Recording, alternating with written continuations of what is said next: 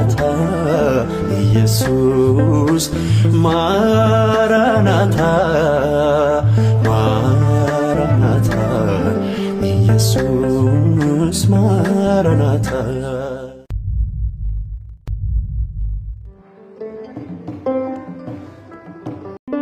ወንጌል ማሪቆስ እዚ ወንጌል ማሪቆስ ዝበሃል መጽሓፍ ጸሓፊኡ ካብቲ ወንጌል ዝኾነ ዓይነት ምልክት እኳ እንተዘይተረኽበ ነገር ግን እዚ ወንጌል ማሪቆስ ዝጸሓፎ ማሪቆስ ዮሐንስ ምዃኑ እታ ናይ ጥንቲ ቤተ ክርስቲያን ሙሉእ ብምሉእ እያ ትሰማምዓሉ።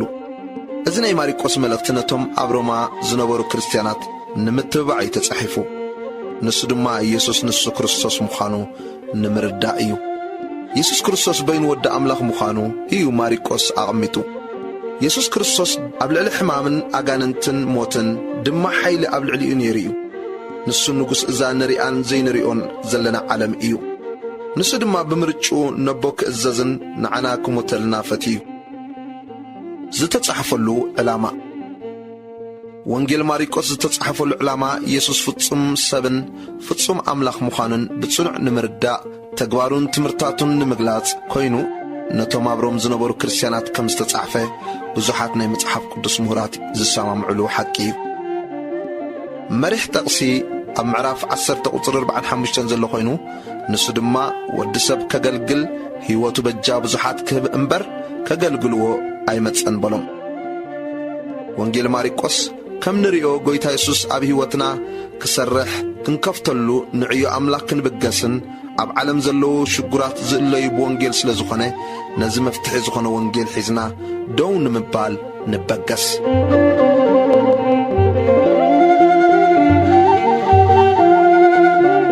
እዚ ዝረኣናዮ ድሕሪ ባይታ ናይ ወንጌል ማሪቆስ ኮይኑ ምዕራፍ 1 ስብከት ዮሐንስ መጥማቕ ቁጽሪ 1 መጀመርታ ወንጌል ናይ ጐይታና ኢየሱስ ክርስቶስ ወዲ ኣምላኽ ቁጽሪ 2 ከምቲ ብነቢ ኢሳያስ እንሆ መገድኻ ዝጸርግ መልኣኸይ ቀቅድሜኻ እልእኻ ኣለኹ ኣብ በረኻ ዝእውጅ ድምፂ ኣዋጅ ነጋሪ ጐደና እግዚኣብሔር ጽረጉ መገዱን ኣቕንዑ ኢሉ እተጻሕፈ ከምኡኻ ዮሐንስ ኣብ በረኻ እናኣጥመቐ ንሕድገት ሓጢኣት ዝኸውን ጥምቀት ንስሓ እናሰበኸ መጸ። ብዘላ ሃገር ይሁዳን ኩሎም ሰብ ኢየሩሳሌምን ናብኡ ይወፁ ብሓጢኣቶም እናተናዘዙውን ኣብ ሩባ ዮርዳኖስ ብኡ ይጥመቑ ነበሩ። ክዳን ዮሐንስ ከዓ ጸጉር ግመል ዕጣቕ ሕቑውን ፍልቂ ነበረ። ኣንበጣን መዓር ሰንካልን ይምገብ ነበረ። ንሱ ከዓ ኻባይ ዝብርትዓነ ድኒነ ንምፍታሕ ስራኻ ሰኣኑ ዘይበቅዕ ደድሕረይ ይመጽእ ኣሎ። ኣነ ብማይ እጥምቐኩም ኣለኹ ንሱ ግና ብመንፈስ ቅዱስ ከጥምቐኩም እዩ እናበለ ሰበኸ። ጥምቀት ኢየሱስን ፈተናኡን ቁጽሪ 9 በቲ ቅንእቲ ኮነ ኢየሱስ ካብ ናዝሬት ናይ ገሊላ መጸ። ዮሐንስ ከዓ ኣብ ዮርዳኖስ ተጠምቀ። ካብ ማይ ምስ ወፀ ብኡብኡ ሰማያት ክኽፈታ መንፈስ ድማ ከም ርግቢ ክወርድ ከሎ ረአየ። ካብ ሰማይ ከዓ ባእኻ ዝሰመርኩ ፍትዊ ወደይ ንስኻ ኢኻ ዝብል ድምፂ መጸ። ቁጽሪ 12 መንፈስ ከዓ ብኡብኡ ናብ በረኻ ኣውፅኦ። ኣብቲ በረኻ ድማ ሰይጣን እናፈተኖ 40 መዓልቲ ጸንሐ። ምስ ኣራዊት ከዓ ነበረ። መላእኽቱን ኣገልገልዎ። ኢየሱስ 4 ገፈፍቲ ዓሣ ከም ዝጸውዐ ቁጽሪ 14 ድሕሪ ማእሰርቲ ዮሐንስ ከዓ ኢየሱስ ናብ ገሊላ መጸ እሞ እቲ ዘመን ተፈጸመ መንግሥቲ ኣምላኽ ከዓ ቀረበት ተነስሑ ብወንጌል እውን እመኑ እናበለ ወንጌል መንግሥቲ ኣምላኽ ሰበኸ። ቁጽሪ 16 ኣብ ጥቓ ባሕሪ ገሊላ ክመላለስ ከሎ ስምዖንን እንድርያስ ሓውን ገፈፍቲ ዓሣ ነበሩ እሞ መርበቦም ኣብ ባሕሪ ክድርብዩ ከለዉ ረአዮም። ኢየሱስ ድማ ገፈፍቲ ሰብ ክገብረኩም እየ ንዑ ሰዓቡ ንበሎም። ብኡብኡ መርበቦም ሓዲጎም ሰዓብዎ። ካብኡ ንእሽቶ ሕልፍ ኢሉ ከዓ ያዕቆብ ወዲ ዘብዴዎስን ዮሐንስ ሓውን ኣብ ጃልባ መርበቦም ክዓርዩ ከለዉ ረአዮም። ብኡብኡ ጸውዖም። ነቦኦም ዘብዴዎስ ምስ ግዛኣቱ ኣብ ጃልባ ሓዲጎም ሰዓብዎ። ርኩስ መንፈስ ዝሓደሮ ሰብ ከም ዘሕወየ ቁጽሪ 21 ኣብ ቅፍርናሆም ኣተዉ። ብኡብኡ ከዓ ብሰንበት ናብ ቤት ጸሎት ኣትዩ መሃረ። ከምቶም ጸሓፍቲ ዘይኮነ ሥልጣን ከም ዘለዎ ይምህሮም ነበረ እሞ በትምህርኡ ተገረሙ። ኣብ ቤት ጸሎቶም ድማ ርኩስ መንፈስ ዘለዎ ሰብኣይ ነበረ። ንሱ ከዓ ኢየሱስ ናዝራዊ ምሳኻ እሞ እንታይ ኣሎና ክትጥፋኣና ዶ መጽኢኻ أتاني أملاك قدس من مخانكا فليتك اللخنا بلد شدري يسوس كا سقبل كابون وطا إلو جنحو ترخص منفسكا فانترتر أبولو بعبي دمتسي إنا شدرخا كابو وطا كلهم دما انتا يؤذي إذا سنتا حدش مهرؤو إيو نرخصات منافستي بسلطان إزوزهم نساتهم كا يؤززلو ألو نابلو نحد حدهم كسعز التحطاتتو سنبدو وريو دما بؤو ناب كلها قرقليلا وطا يسوس نحمات بيتروس نخالوت حمومات كم زحوه قطر عسران تشعتن كبيت صلوت وطيو دما بؤو مسيا قبن يوحنسن ناب اندا سمعونن اندرياس أتوه حمات سمعونكا عصو حميما نبرت بؤو بزعبقا نقروا السدما ناب قريبو إيدا حيزوت أتنسا بؤو تتعصو حدقان الساون حقلقلتهم قطر سالسان كلتن مس مسيت حي مس عربت حمام زلوم أغاننتون زحدروهم كلهم نابو أمصو بزلاتا ختمخا أب قبلاتا أكبت بزح زعينة حمام زلوم بزحات حمومات كا أحوي بزحات أغاننتون أوتسي تما أغاننتخا يفلطو نبرو أمو كزاربو أي فقدر لمن يسوس أب قليلا كم زمهاري قطر سلاسان حموشتن أنجي تنسيو غنا ليتخلو وطي ناتسمو بوتا خيدو دما أبو تسألي سمعونن تمسو زلون دما كدالي وخدو مسرخو بوخا كلهم انبريدو لي خالو بلو سدما منتزي ايه وطي زلوخم مو أبكال أبزي أربع عدتاتون أبو كسبخ نعناين نخيط بلم أبيت صورتهم الناس سبخي أغاننتون النوطي أب كلها غرد زوري يسوس لمتام كم زحوي قطري 4 حدا لمتام نابو متى تنبكي خودما أنت تفتس كتنصحن تخلي إخا النابلة لمنو يسوس كا دنقت صلو يدو زرقحو تنكيو فتي اللوخ نتصحبلو زمس بلا اتلمسي بؤو حدقو نتصخا يسوس دما كيد رأسخا نخانا رئي كندت نزنت أخاون نعطاتهم سكر كخونم اتموسيه زعززو مبا أقرب انبر نحدو قاقلا كيتنقر تتنكاق إلو حميمو تزاريبو سددو نسوغنا وطيو بزح كسبخن نتنقر كوريون جمرة يسوس كا أوطاي أبتموي سفرا نبرة كاب كل وغن دما نبقو يمتصو نبرو انبر بقلت ناب كتما خاطو أيكون اللو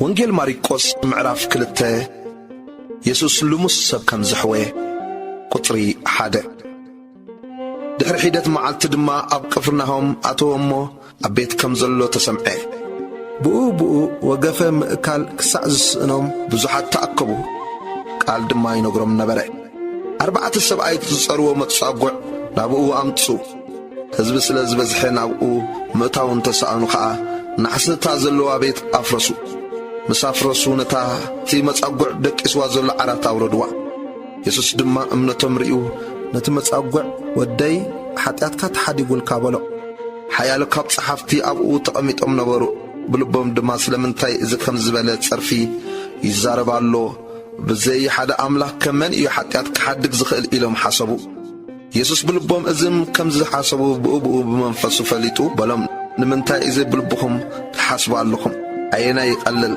نزمت أبقى حتياتك تحدي قول كام بالدو ويستنس أمو أرادك الإلكا كيد مبال ودساب قنا حتياتك حدك أمدر سلطان كم زلو من تغتفلتو نتمت أبقى ناخا أبلك اللخو تنس أمو أرادك الإلكانا بيتك كيد بلو بوبو تنسيو عراتو الإلو أبقرمي كلهم وطي كلهم تدنقو وما كم زبالة سكتو أيرئنان إلهم نأملا خامس قنو لوي كم زتتصوعي قطري 13 كم بحدش كأنا بقمقم بحري وطي كل هزبي كأنا بقو مطي يمهرون ونبري ክሓልፍ ከሎ ድማ ንለዊ ወዲ እልፊዮስ ኣብ በሪ ቶጎ ተቐሚጡ ረኣዮ እሞ ሰዓበን ንበሎ ተንስኡ ኸዓ ሰዓቦ ኮነ ድማ ንሱ ኣብ ቤቱ ኣብ ማእዲ ተቐመጠ ዝሰዓብዎ ብዙሓት ነበሩ እሞ ብዙሓት ተገውትን ሓጣንን ድማ ምስ ኢየሱስን ምስ ደቂ መዛሙርቱን ተቐመጡ እቶም ጸሓፍትን ፈሪሳውያንን ምስ ተገውትን ምስ ሓጣንን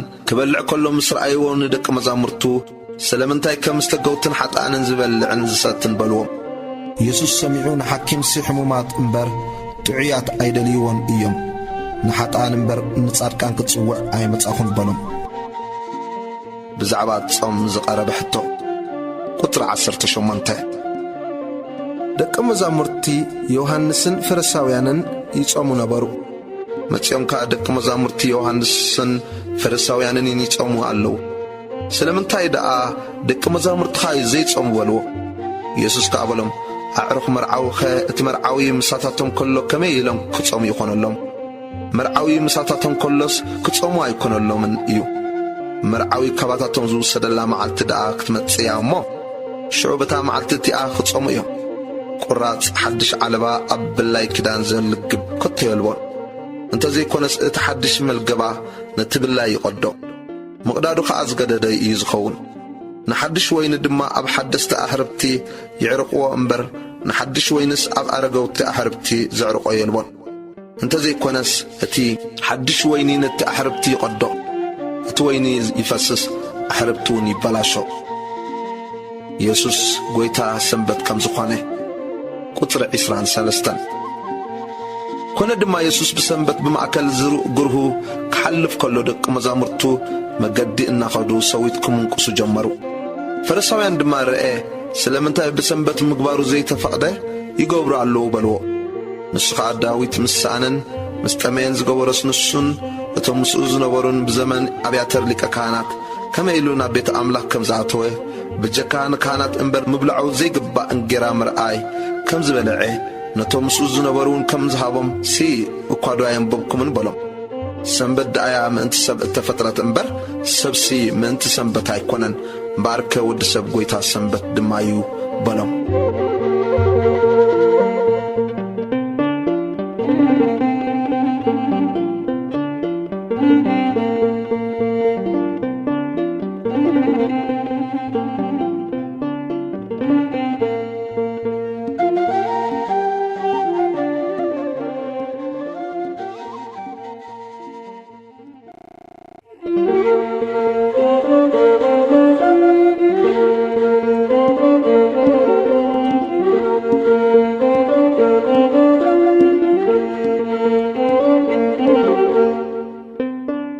ወንጌል ማርቆስ ምዕራፍ 3 ኢዱ ዝለመሰሰብ ከም ዘሕወየ ቁጥሪ 1 ከም ብሓድሽ ድማ ናብ ቤት ጸሎት ኣተወ ኣብኡ ከዓ ኢዱ ዝነቐጸት ሰብኣይ ነበረ ምንቲ ክኸስዎ ድማ ብሰንበት እንተ ኣሕወዮ ይጸናጸንዎ ነበሩ እቲ ኢዱ ዝነቐጸት ሰብኣይ ተንስእሞ ኣብ ማእከል ደው በል በሎ ንሱ ድማ ብሰንበት ጽቡቕ ምግባር ዶ ወይስ ክፉእ ምግባር ምድሓን ነፍሲ ዶ ወይስ መቕታላ ይግባእ በሎም ንሳቶም ግና ኣጽቀጡ በቲ ድርቅና ልቦም ጉሂው ብኹራት ጠመቶም ነቲ ሰብኣይ ከዓ ኢድካ ዘርግሕ በሎ ንሱ ከዓ ዘርግሓ እታ ኢዱ እውን ሓወት ፈሪሳውያን ድማ ብኡ ወፂኦም ከመይ ገይሮም ከም ዘጥፍእዎ ምስ ሄሮድሳውያን ኮይኖም ብዛዕባኡ ተማኸሩ ንኢየሱስ ብዙሕ ሰብ ከም ዝሰዓቦ ቁጥሪ 7 ኢየሱስ ድማ ምስ ደቂ መዛሙርቱ ናብ ባሕሪ ኣግለሰ ካብ ይሁዳን ካብ ገሊላን ከዓ ብዙሕ ሕዝቢ ሰዓቦ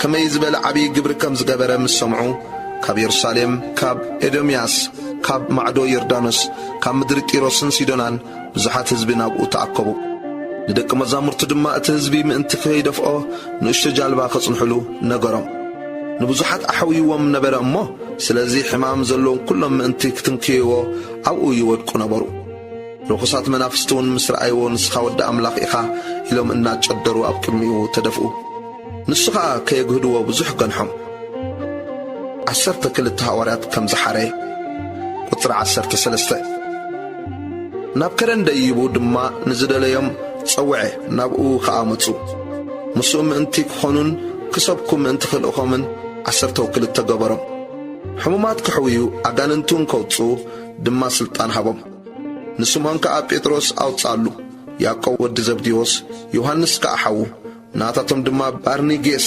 ኣውጻሎም ማለት ደቂ ነጎዳ እንድርያስን ፊልጶስን በርተሎሜዎስን ማቴዎስን ቶማስን ያዕቆብ ወዲ እልፍዮስን ታዲዮስን ስምዖን በዓል ቃናን እቲ ዘተሓዞ ይሁዳ ኣስቆሮታዊ ድማ ቁጽሪ 20 ናብ ቤት ከዓ ኣተወ ምብላዕን ጌራ ክሳዕ ዝስእኑ ከዓ ከም ብሓድሽ ብዙሕ ህዝቢ ተኣከበ ኣዝማዱ ምስ ሰምዑ ተጸሊሉ ኢሎምዎ ነበሩ እሞ ክሕዝዎ መጹ ካብ ኢየሩሳሌም ዝወረዱ ጸሓፍቲ ድማ ብኤል ዘቡል ኣለዎ ነጋንንቲ ብሓለቓ ኣጋንንቲ እዩ ዘውፅኦም ዘሎ በሉ ኢየሱስ ጸውዖም ብምስላታት ከዓ በሎም ሰይጣን ከመይ ገይሩ ንሰይጣን ከውፅኦ ይኾነሉ መንግስቲ ንሓድሕዳ እንተ ተፈላለየት እታ መንግስቲ እቲኣ ክትቀውማ ኣይትኽእልን እያ ቤት እውን ንሓድሕዳ እንተ ተፈላለየት እታ ቤት እቲኣ ክትቀውማ ኣይትኽእልን ሰይጣን ከዓ ንገዛእ ርእሱ እንተ ተጻረረን እንተ ተፈላለየን ይጠፍእ እምበር ክቀውማ ኣይክእልን ሓደ እኳ ቅድም ነቲ ሓያል እንተ ዘይኣሰረ ናብ ቤት ሓያል ኣትዩ ገንዘቡ ክብዝብዝ ዝኽእል የልቦን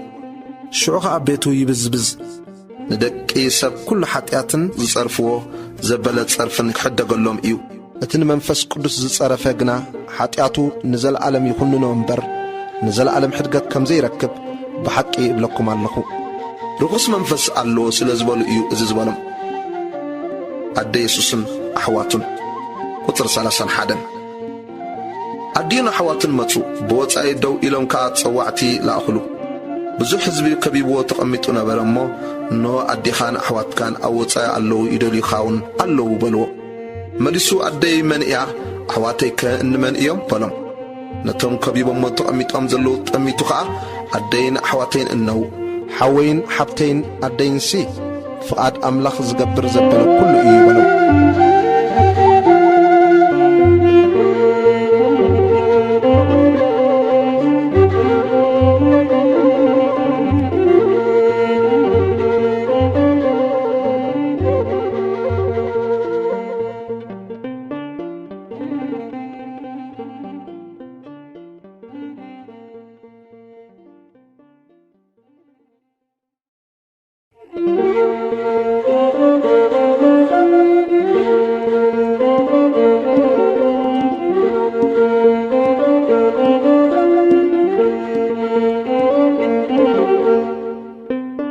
ወንጌል ማርቆስ ምዕራፍ 4 ምስላ ዘርእን ዘራእን ቁጽሪ 1 ከም ብሓድሽ ድማ ኣብ ገምገም ባሕሪ ክምህር ጀመረ ኣብቲ ባሕሪ ናብ ጃልባ ኣትዩ ክሳዕ ዝቕመጥ ብዙሕ ህዝቢ ናብኡ ተኣከበ ኩሉ እቲ ህዝቢ ከዓ ኣብ ጥቓ ባሕሪ ኣብ ምድሪ ነበረ ብብዙሕ ምስላታት ድማ መሃሮም በቲ ምህርኡ ከዓ በሎም ስምዑ እንሆ ዘራእይ ክዘርእ ወፈረ ኮኖ ከዓ ክዘርእ ከለዎ ገለ ኣብ ጥቓ መገዲ ወደቐ عواف متين دما بلعاء قاليو خا بزح حمد أب زيبولو كوحي ودقاء عميق حمد زيبولو سلازخون الدما قلطيفو بقولي صحاي مسبرقات قنا حقوقه سور سلا زيبولو نغطي قاليو خا بإشوخ ودقاء اتشوخ كا عبيو حانقو فرون أي فرين قاليو دما بصبق مدري ودقاء زبق قلن زعبن فرخ أهابه قاليو سالاسا قاليو سسا قاليو قامي تفري نمسمع إذن زلاتو يسمع بله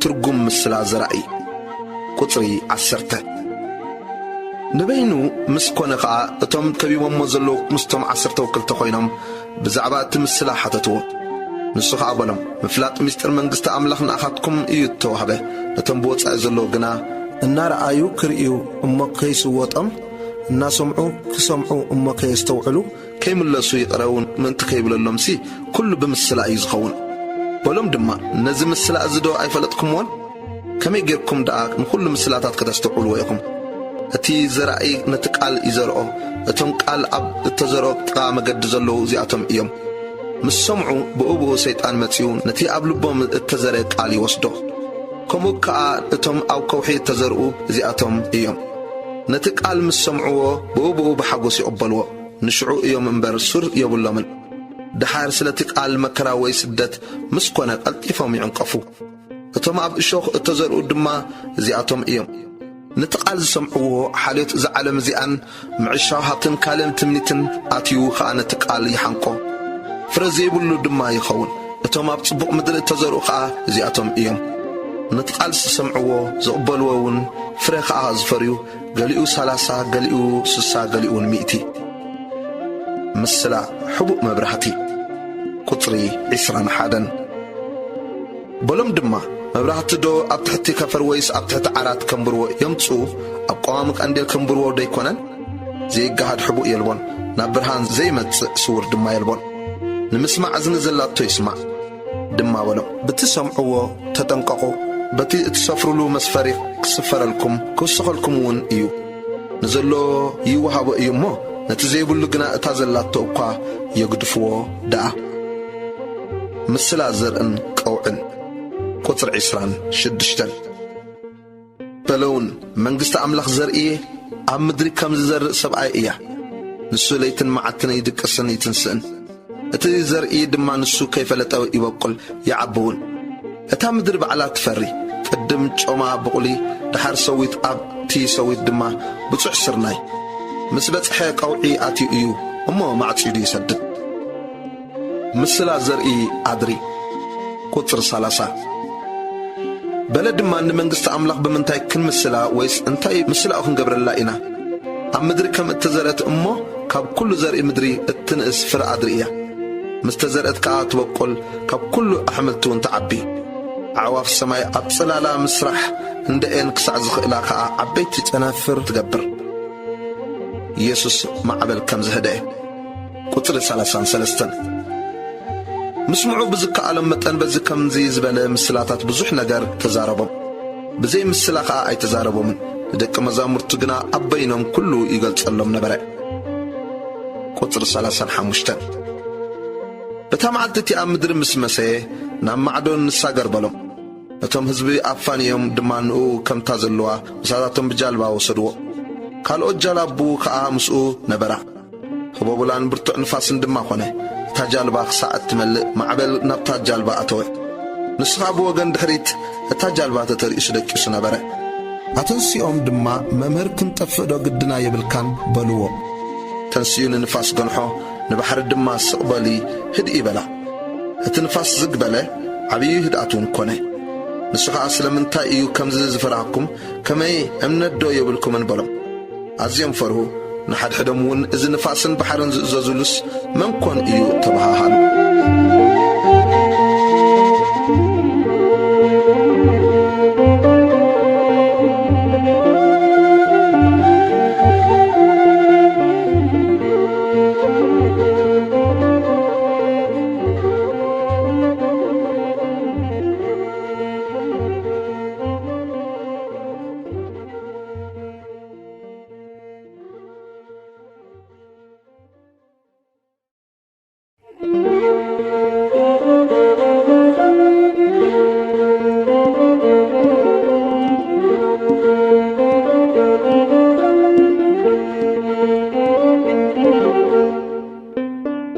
ወንጌል ማሪቆስ ምዕራፍ 5 ርኹስ መንፈስ ዝሓደሮ ሰብ ከም ዘሕወየ ቁጽሪ 1 ናብ ማዕዶ ባሕሪ ናብ ሃገር ገርጊሴኖን መጹ ካብ ጃልባ ምስ ወፀ ብኡብኡ ርኹስ መንፈስ ዝሓደሮ ሰብኣይ ካብ መቃብር ወፂኡ ተጓነፎ ንሱ ኣብ መቃብር ይነብር ነበረ ብመቑሕ እኳ ኸጽንዖ ዝኸኣለ ኣይነበረን ብመቑሕን ብሰንሰለትን ብዙሕ ሰዓይ ይእሰር ነበረ ንመቑሕ ይሰብሮን ሰንሰለቱን ይበትኮ ነበረ እሞ ክሕምቆ ዝኸኣለ ኮቶ ኣይነበረን ኩሉ ሰዕ ድማ ለይትን መዓልትን ኣብ መቃብርን ኣብ ኣኽራንን ኮይኑ የእዊ ስጋኡ ከዓ ብጽልጽለ ይበጥሕ ነበረ ንየሱስ ርሑቕ ከሎ ምስ ረኣዮ ጐይዩ ሰገደሉ እሞ ወየሱስ ወዲ ልዑል ኣምላኽ ምሳኻ እንታይ ኣሎኒ ከይተሳቐኒ ብኣምላኽ እምሕለካ ኣለኹ እናበለ ብዓብዪ ድምፂ ጨደረ ኢየሱስ ኣታ ርኹስ መንፈስ ካብዚ ሰብኣይ ዝውፃእ ስለ ዝበሎ እዩ ስምካ ኸ እንታይ እዩ ኢሉ ሓተቶ ንሱ ከዓ ብዙሓት ኢና እሞ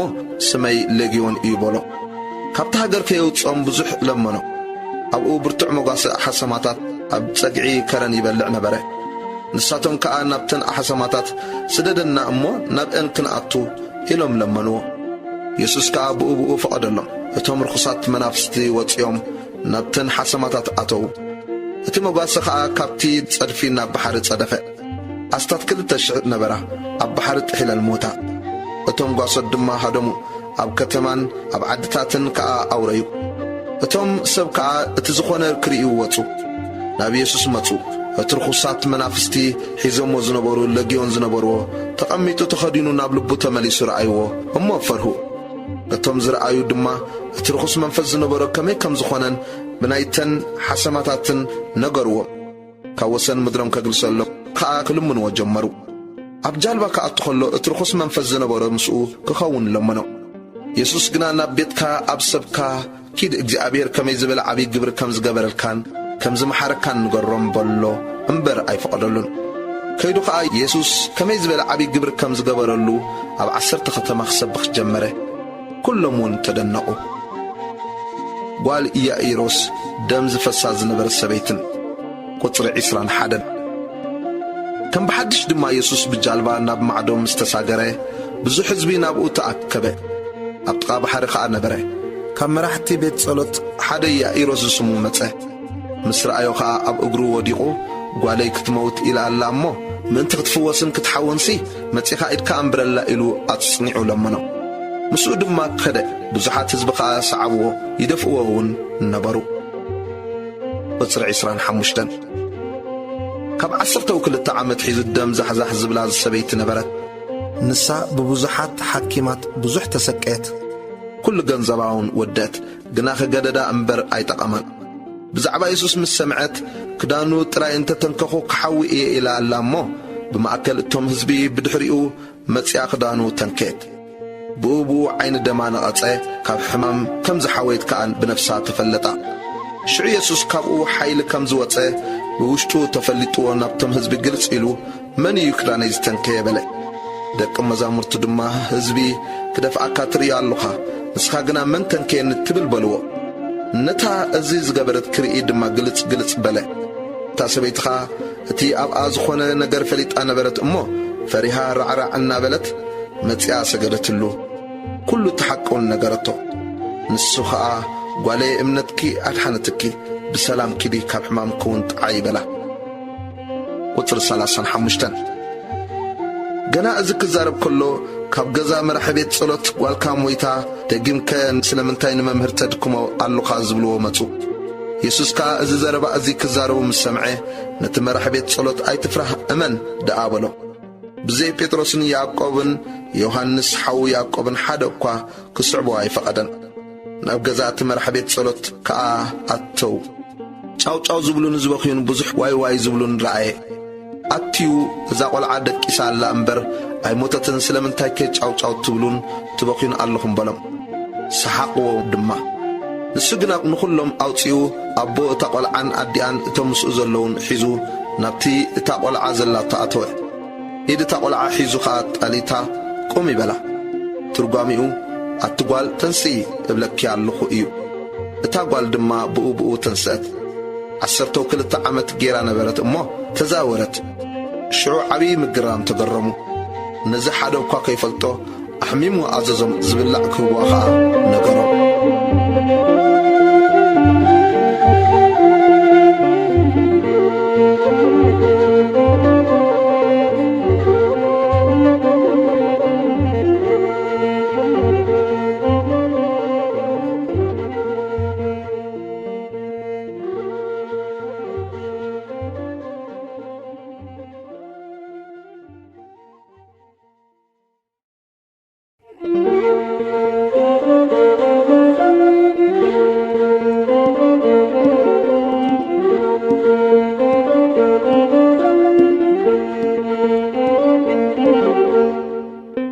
ወንጌል ማርቆስ ምዕራፍ 6 ኢየሱስ ኣብ ናዝሬት ምቕባል ከም ዝኣበይዎ።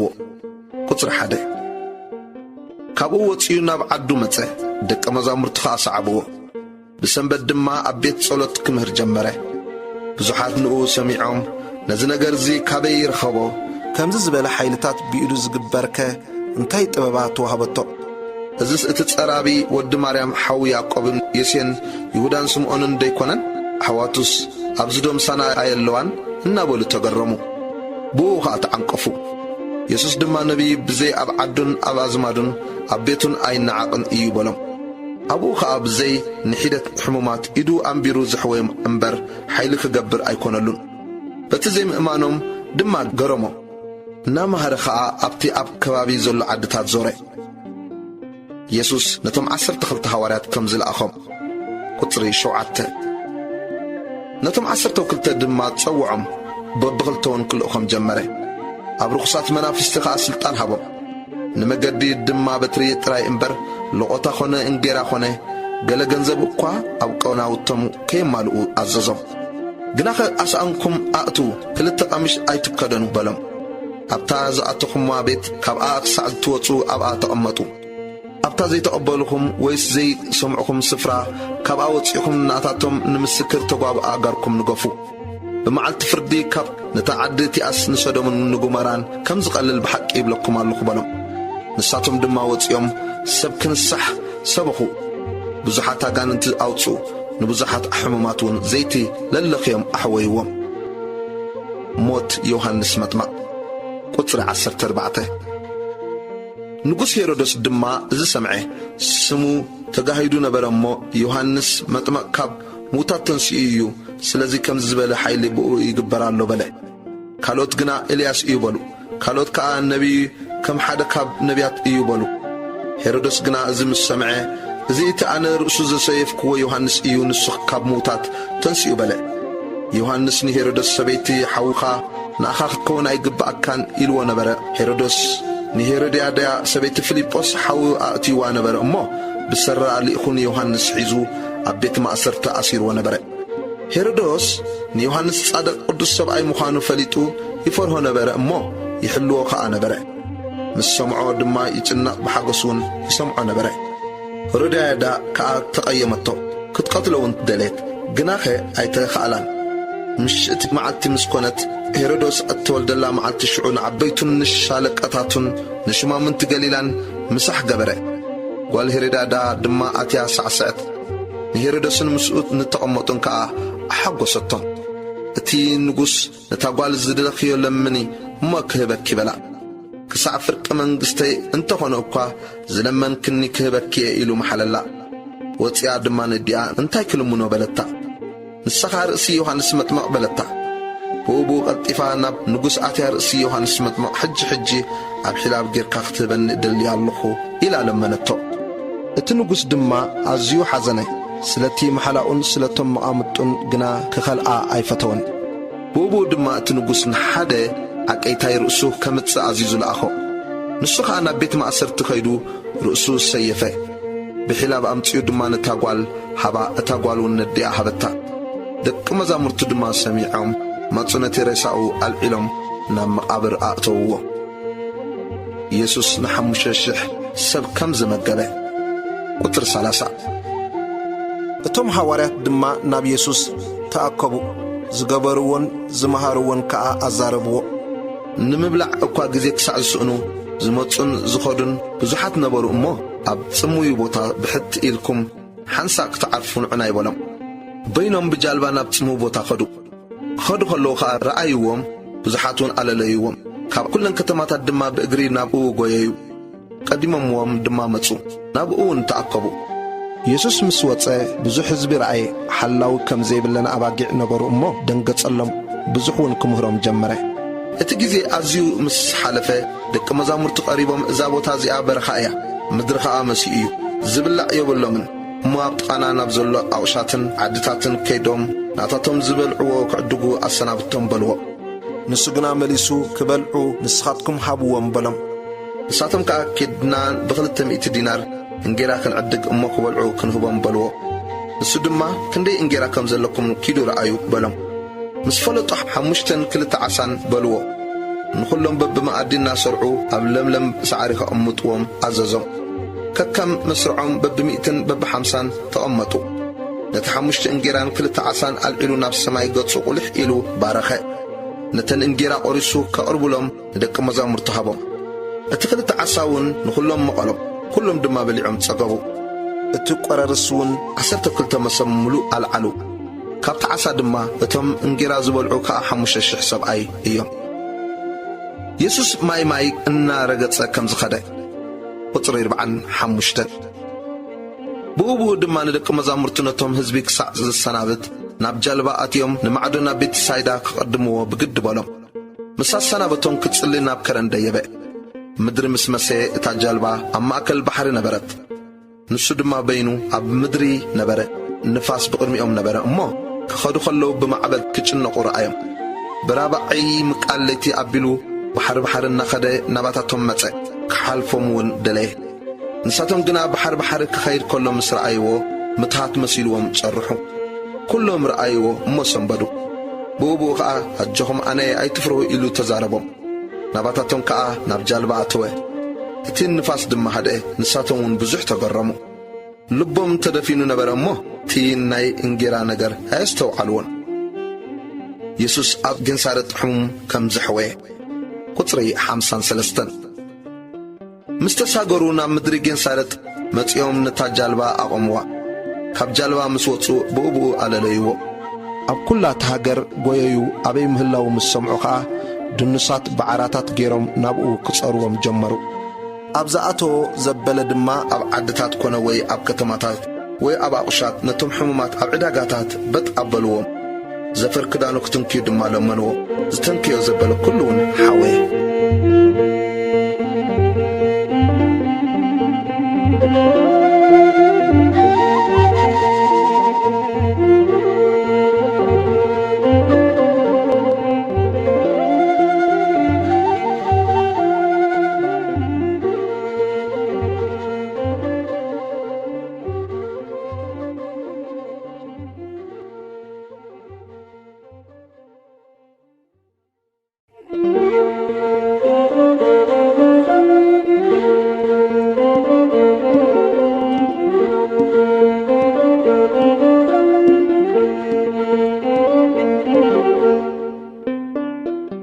ወንጌል ማርቆስ ምዕራፍ 7 ትእዛዝ እግዚአብሔር ስርዓት 7 ቁጥር 1 ሽዑ ፈሪሳውያን ሓያሎ ካብ ኢየሩሳሌም ዝመጹ ጸሓፍትን ናብኡ ተኣከቡ ንሓያሎ ካብ ደቂ መዛሙርቱ ድማ ብዝረኸሳ ማለት ብዘይተሓጽባ ኣእዳው እንጌራ ክበልዑ ከለዉ ረኣይዎ ፈሪሳውያንን ኩሎም ኣይሁድን ስርዓት ዓበይቲ ምእንቲ ክሕሉ ኣእዳዎም ኣጸቢቖም ከይተሓጽቡ ከቶ ኣይበልዑን ነበሩ እሞ ካብ ዕዳጋ ምስ መጹን ከይተሓጽቡ ኣይበልዑን ነበሩ ካልእ ብዙሕ ድማ ከም ምሕጻብ ጣሳን ዕትሮን ድስትን ዓራትን ዝመስል ክሕልውዎ ኢሎም እተቐበልዎ ነበሮም ጸሓፍትን ፈሪሳውያንን ድማ ስለምንታይ ደቂ መዛሙርትኻ ከም ስርዓት ዓበይቲ ዘይከዱ ኣእዳዎም ከይተሓጽቡስ እንጌራ ዝበልዑ ኢሎም ሓተትዎ ንሱ ኸ ኣበሎም ኣቱም ግቡዛት ከምቲ ጽሑፍ እዚ ህዝቢ እዚ ብኸናፍሩ የኽብረኒ ልቦም ግና ካባይ ርሑቕ እዩ ግና ኸምህሮ ስርዓት ሰብ እናመሃሩ ብኸንቱ እዮም ዘምልኹኒ ዝብል ኢሳይያስ ብዛዕባኹም ጽቡቕ ተነበየ ትእዛዝ ኣምላኽ ሓዲግኩም ስርዓት ሰብ ትሕሉ ኣለኹም ከም ምሕጻብ ጣሳን ዕትሮን ብዙሕ ካልእ ድማ ነዚ ዝመስልን ትገብሩ ኣለኹም ስርዓትኩም ምእንቲ ክትሕሉ ትእዛዝ ኣምላኽ ብምፍራስኩም ጽቡቕ ዳ ሙሴ ኣቦኻን ኣዲኻን ኣኽብር ነብኡ ወይስ ነዲኡ ሕሱም ቃል ዘውስእ ሞት ይሙት ኢሉ ኣሎ ንስኻትኩም ግና ሰብ ነብኡ ወይ ነዲኡ እቲ ካባይ እትጥቀመሉ ቁርባን ገይረዮ እየ ማለት ሞባእ እዩ እንተበሎም ደጊም ነብኡ ወይስ ነዲኡ ሓደ ነገር ክገብረሎም ከቶ ኣይትፈቕድሉን ኢኹም ምእንቲ እቲ ዝስርዓኹምዎ ስርዓትሲ ቃል ኣምላኽ ትስዕሩ ነዚ ዝመስሉን ብዙሕ ትገብሩ ኣለኹም ንሰብ ዘርክሶ ነገር ቁጥር 14 ነቶም ህዝቢ ከም ብሓድሽ ጸዊዑ ኩልኹም ስምዑንን ኣስተውዕሉን ካብ ሰብ ዝወፅእ እዩ ንሰብ ዘርክሶ እምበር ካብ ወፃኢ ናብ ሰብ ዝኣቱስ ገለ እኳ ከርክሶ ኣይክእልን እዩ እትሰምዕ እዝኒ ዘላቶ ይስማዕ በሎም ካብቶም ህዝቢ ዝተፈልዩ ናብ ቤት ምስ ኣተወ እቶም ደቂ መዛሙርቱ ብዛዕባ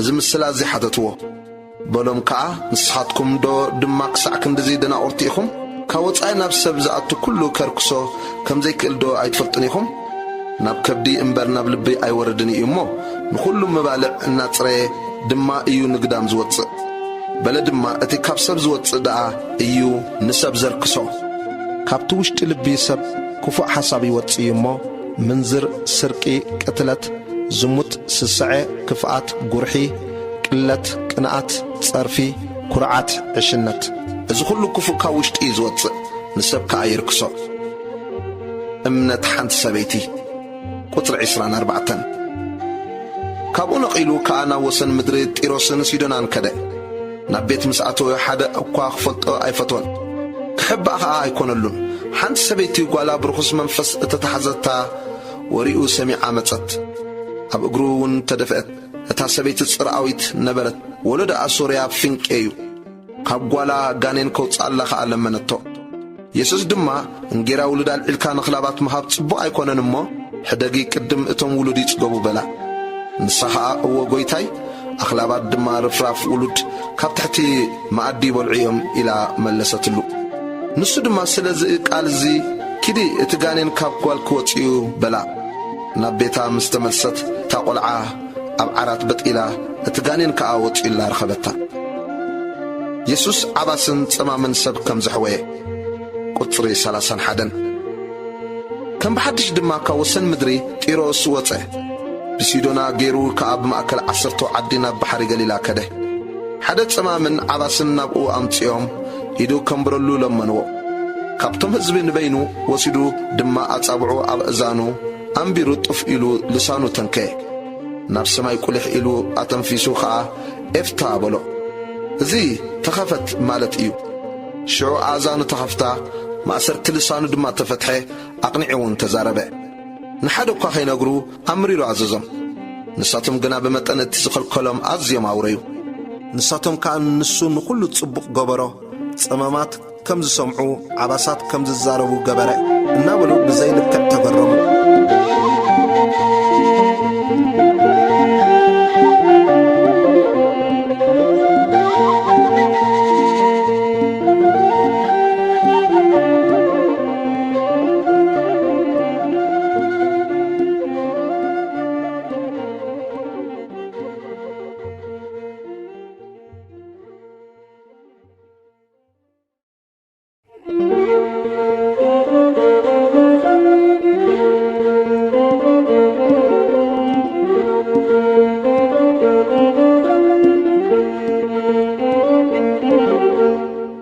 ወንጌል ማርቆስ ምዕራፍ 8 ኢየሱስ 4,000 ሰብ ከም ዘጽገበ ቁጽሪ 1 በትቕነቲ ከም ብሓድሽ ብዙሕ ህዝቢን ምስ ተኣከበ ዝብላዕ ኣይነበሮምን እሞ ነቶም ደቀ መዛሙርቱ ጸዊዑ እዞም ህዝቢ እዚኦም 3 መዓልቲ ምሳይ ገይሮም እዮም ዝብላዕ ኸዓ የብሎምን እሞ የደንግጹን ኣለዉ ሓያሎ ኻባታቶም ካብ ርሑቕ ዝመጹ እዮም ጸሞምና ናብ ቤቶም እንተ ኣሰናበትክዎም ኣብ መገዲ ክሕለሉ እዮም በሎም ደቀ መዛሙርትኻ ኣብዚ በረኻዚ ዳኣ ነዞም ሰብ እዚኦም ዘጽግብ እንጌራ ካበይ ይርከብ ኢሎም መለስሉ ንሱ ኸዓ ክንደይ እንጌራኸ ኣለኩም ኢሉ ሓተቶም ንሳቶም 7 በልዎ ነቶም ህዝቢ ኸዓ ኣብ ምድሪ ክቕመጡ ኣዘዞም እተን 7 እንጌራ ወሲዱ ኣመስጊኑ ቈረሰ ንደቀ መዛሙርቱ ኸዓ ክቐርቡሎም ሃቦም ነቶም ህዝቢ ድማ ቀረቡሎም ሒደት ዓሳ ኸዓ ነበሮም ንኡ ድማ ባሪኹ ሃቦም ክቐርቡሎም እውን ኣዘዘ በሊዖም ጸገቡ ዝተረፈ ቈረርስ ከዓ 7 መሶብ ኣልዓሉ እቶም ዝበልዑ ኣስታት 4,000 እዮም ሽዑ ከዓ ኣሰናበቶም ፈሪሳውያን ተኣምር ክገብረሎም ከም ዝሓተቱ ቁጽሪ 10 ድሕሪዚ ብእቡ ምስ ደቀ መዛሙርቱ ናብ ጃልባ ኣትዩ ናብ ሃገር ደልማኑታ መጸእ ፈሪሳውያን ከዓ ወፁ እናፈተንዎ ካብ ሰማይ ትምህርቲ ካብኡ ደልዮም ክከራኸርዎ ጀመሩ ንሱ ድማ ብመንፈሱ ኣሕዘን ዚኑ እዚ ወለዶ እዚ ንምንታይ ትእምርቲ ይደሊ ኣሎ ነዚ ወለዶ እዚ ትምህርቲ ከም ዘይወሃቦ ብሓቂ ይብለኩም ኣለኹ በለ ሓዲግዎም ከም ብሓድሽ ናብ ጃልባ ኣተወ ናብ ማዕዶውን ተሳገረ ማይ ቢሑቕ ፈሪሳውያንን ሄሮድሳውያንን ቁጽሪ 14 ምምላእ እንጌራ ከዓ ረስዑ ምሳታቶም ኣብ ጃልባ ብጀካ ሓንቲ እንጌራ ኣይነበሮምን ንሱ ድማ ካብ ማይ ቢሑቕ ፈሪሳውያንን ካብ ማይ ቢሑቕ ሄሮድስን ተጠንቀቑን ተኣርነቡን ኢሉ ኣዘዞም ንሓድሕዶም ድማ እንጌራ ስለ ዘይብልና ኢሎም ሓሰቡ ኢየሱስ ድማ ፈሊጡ በሎም ንምንታይ እንጌራ ስለ ዘይምህላኩም ትሓስቡ ገና ዶ ኣይትፈልጡን ወይስ ኣይተስተውዕሉን ኢኹም ልብኹም ዶ ድፉን እዩ ኣዒንቲ ከልዋኹም ሴ ኣይትርእዩ ዶ ኣእዛን ከልዋኹም ከ ኣይትሰምዑን ዶ ኣይትዝክሩን ዶኸ ኢኹም እቲ 5 እንጌራ ን5,000 ምስ ቈረስኩኸ ቈረርስ ዝመልአ ክንደይ መሶብ ኣልዓልኩም ንሳቶም ከዓ 12 በልዎ እቲ 7 እንጌራ ን4,000 ምስ ቈረስኩኸ ቈረርስ ዝመልአ ክንደይ መሶብ ኣልዓልኩም ንሳቶም ከዓ 7 በልዎ ንሱ ድማ ገና ዶ ኣይተስተውዕሉን ኢኹም በሎም ኣብ ቤት ሳይዳ ንሓደ ዕውር ከም ዘሕወየ ቁጽሪ 22 ናብ ቤት ሳይዳ ከዓ መጹ ዕውር ናብኡ ኣምፂኦም ክትንክዮ ለመንዎ ነቲ ዕውር ድማ ብኢዱ ሒዙ ናብ ወጻኢ እቲ ዓዲ ወሰዶ ኣብ ዒንቱ ጥፍ ኢሉ ከዓ ኢዱ ኣንበረሉ እሞ ገለዶ ትርኢ ኣለኻ ኢሉ ሓተቶ። ቋሕ ኢሉ ድማ ሰባት እርኢ ኣለኹ ክመላለሱ ከለዉ ኣእዋም መሲሎም እርእዮም ኣለኹ በለ። ከም ብሓድሽ ድማ ኢዱ ኣብ ኣዒንቱ ኣንበረሉ እሞ ኣጸቢቑ ጠመተ። ሓዌ ንኹሉን ተቐሊዑ ረኣዮ። ኢየሱስ ከዓ ናብ ዓዲ ኣይትእቶ ኢሉ ናብ ቤቱ ሰደዶ። እምነት ጴጥሮስን ምስክርነቱን ቁጽሪ 27 ኢየሱስን ደቂ መዛሙርቱን ናብ ዓድታት ቄሳርያ ናብ ፊልጶስ ከዱ። ነቶም ደቂ መዛሙርቱ ከዓ ኣብ መገዲ ሰብ መን እዩ ይብሉኒ ኣለዉ ኢሉ ሓተቶም። ንሳቶም ድማ ገሊኦም ዮሐንስ መጥማቕ፣ ካልኦት ድማ ኤልያስ፣ ካልኦት እውን ሓደ ካብ ነቢያት እዩ ዝብሉ ኣለዉ በልዎ። ንሱ ድማ ንሳትኩም ከመን እዩ ትብሉኒ ኣለኹም በሎም። ጴጥሮስ መሊሱ ንስኻ ክርስቶስ ኢኻ በሎ። ሽዑ ብዛዕባኡ ንሓደ እኳ ከይዛረቡ ሓሚሙ ኣዘዞም። ኢየሱስ ብዛዕባ ስቓይን ሞትን ከም ዝተዛረበ ቁጽሪ 31 ንወዲ ሰብ ብዙሕ ሓሰረ መከራ ክጸግብ ብዓበይቲ ህዝብን ብሊቃውንቲ ካህናትን ጸሓፍትን ክነዓቐን ክቐተልን ድሕሪ 3 መዓልቲ እውን ክትንስእ ከም ዝግብኦ ክምህሮም ጀመረ። ነዚ ነገር እዚ ድማ ኣግሂዱ ተዛረቦ። ጴጥሮስ ከዓ ፍሉይ ኣቢሉ ከገንሖ ጀመረ። ናብ ደቂ መዛሙርቱ ግልጽ ኢሉ ርእዩ ንጴጥሮስ ኣታ ሰይጣን ናይ ሰብ እምበር ናይ ኣምላኽ ኣይተሓስብን ኢኻ እሞ ካባይ ርሓቕ ኢሉ ገንሖ። ኢየሱስ ምግልጋል ዘስዕቦ መስዋዕትነት ቁጽሪ 34 ነቶም ህዝቢ ምስ ደቂ መዛሙርቱ ጸዊዑ ድማ በሎም፣ ዝኾነ ይኹን ደድሕረይ ክስዕበኒ ዝደሊ እንተሎ ገዛ ርእሱ ይቕበጽ፣ መስቀሉ የልዕል እሞ ይስዓበኒ። ንህይወቱ ከድሕና ዝደሊ ከጥፍኣ እዩ። እቲ ንህይወቱ ምእንቲ ወንጌልን ዘጥፍኣ ግና ከድሕና እዩ። ንሰብ ብዘላ ዓለም ረቢሑ ነፍሱ እንታጥፈ እንታይ ይጠቕሞ? ሰብከ በጃ ነፍሱ እንታይ መሃበ? ስለዚ ኣብዚ ዘማውን ሓጣእን ወለዶ ብኣይን ብቓለይን ዝሓፈረ ወዲ ሰብ ድማ ብግርማ ኣቦኡ ምስ ቅዱሳን መላእኽቱ ምስ መጸ ብኡኡ ክሓፍር እዩ።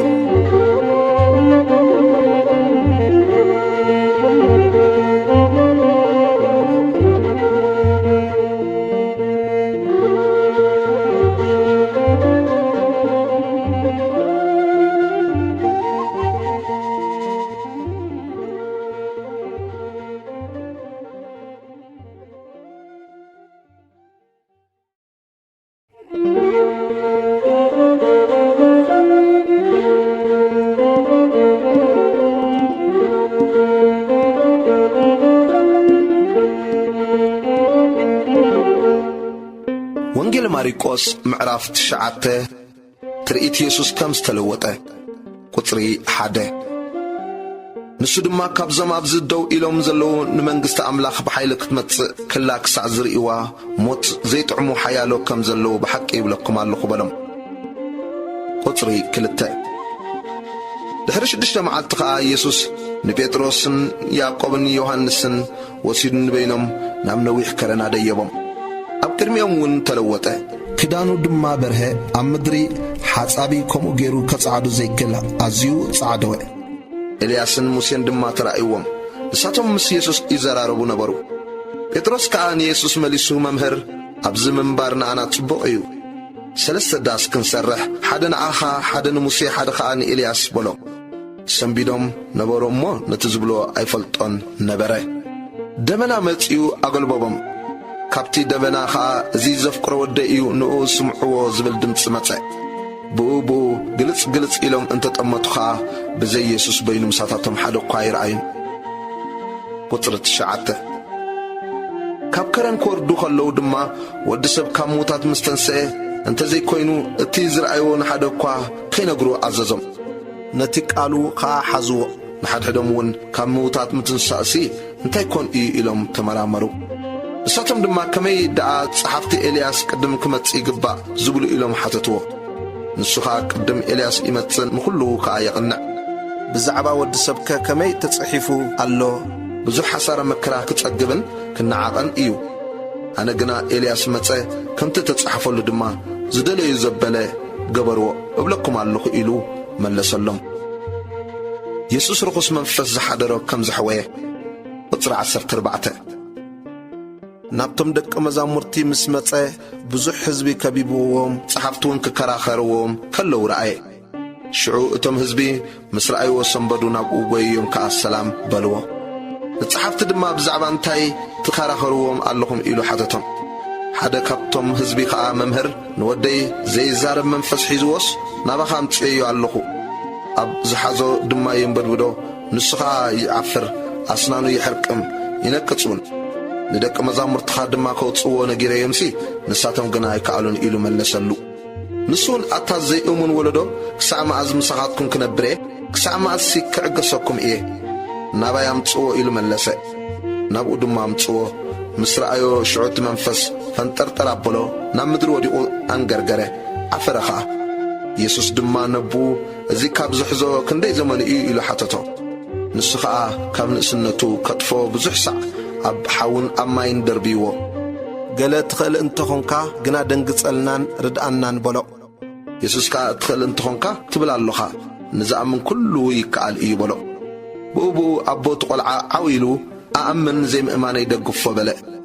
ኢየሱስ እቶም ሰብ ናብኡ ክጐዩ ምስ ረኣየ ነቲ ርኩስ መንፈስ ኣታ ዘይዛረብ ጸማም መንፈስ እዝዘካ ኣለኹ፣ ካብኡ ውፃእ፣ ተመሊስካ እውን ኣይትእተውዎ ኢሉ ገንሖ። ገዓረ ብዙሕ ፈንጠርጠር ኣቢልዎ ከኣ ወፀ። ብዙሓት ሞይቱ ክሳዕ ዝብልዎ ድማ ከም ሬሳ ኾነ። ኢየሱስ ግና ብኢዱ ሒዙ ኣተንስኦ እሞ ተንስአ። ናብ ቤት ምስ ኣተወ ደቂ መዛሙርቱ ብሕት ኢሎም ከመይ ደኣ ንሕና ምውፃኡ ዝሰኣና ኢሎም ሓተትዎ። ንሱውን እዚ ከም ዝበለ ዓሌት ብዘይ ብጸሎትን ብጾምን ክወፅእ ኣይክእልን እዩ በሎም። ኢየሱስ ብዛዕባ ሕማማቱ ደጊሙ ከም ዝተዛረበ ቁጽር 30 ካብኡ ወፂኦም ብገሊላ ሓለፉ። ሓደ እኳ እዚ ክፈልጥ ኣይፈትወን።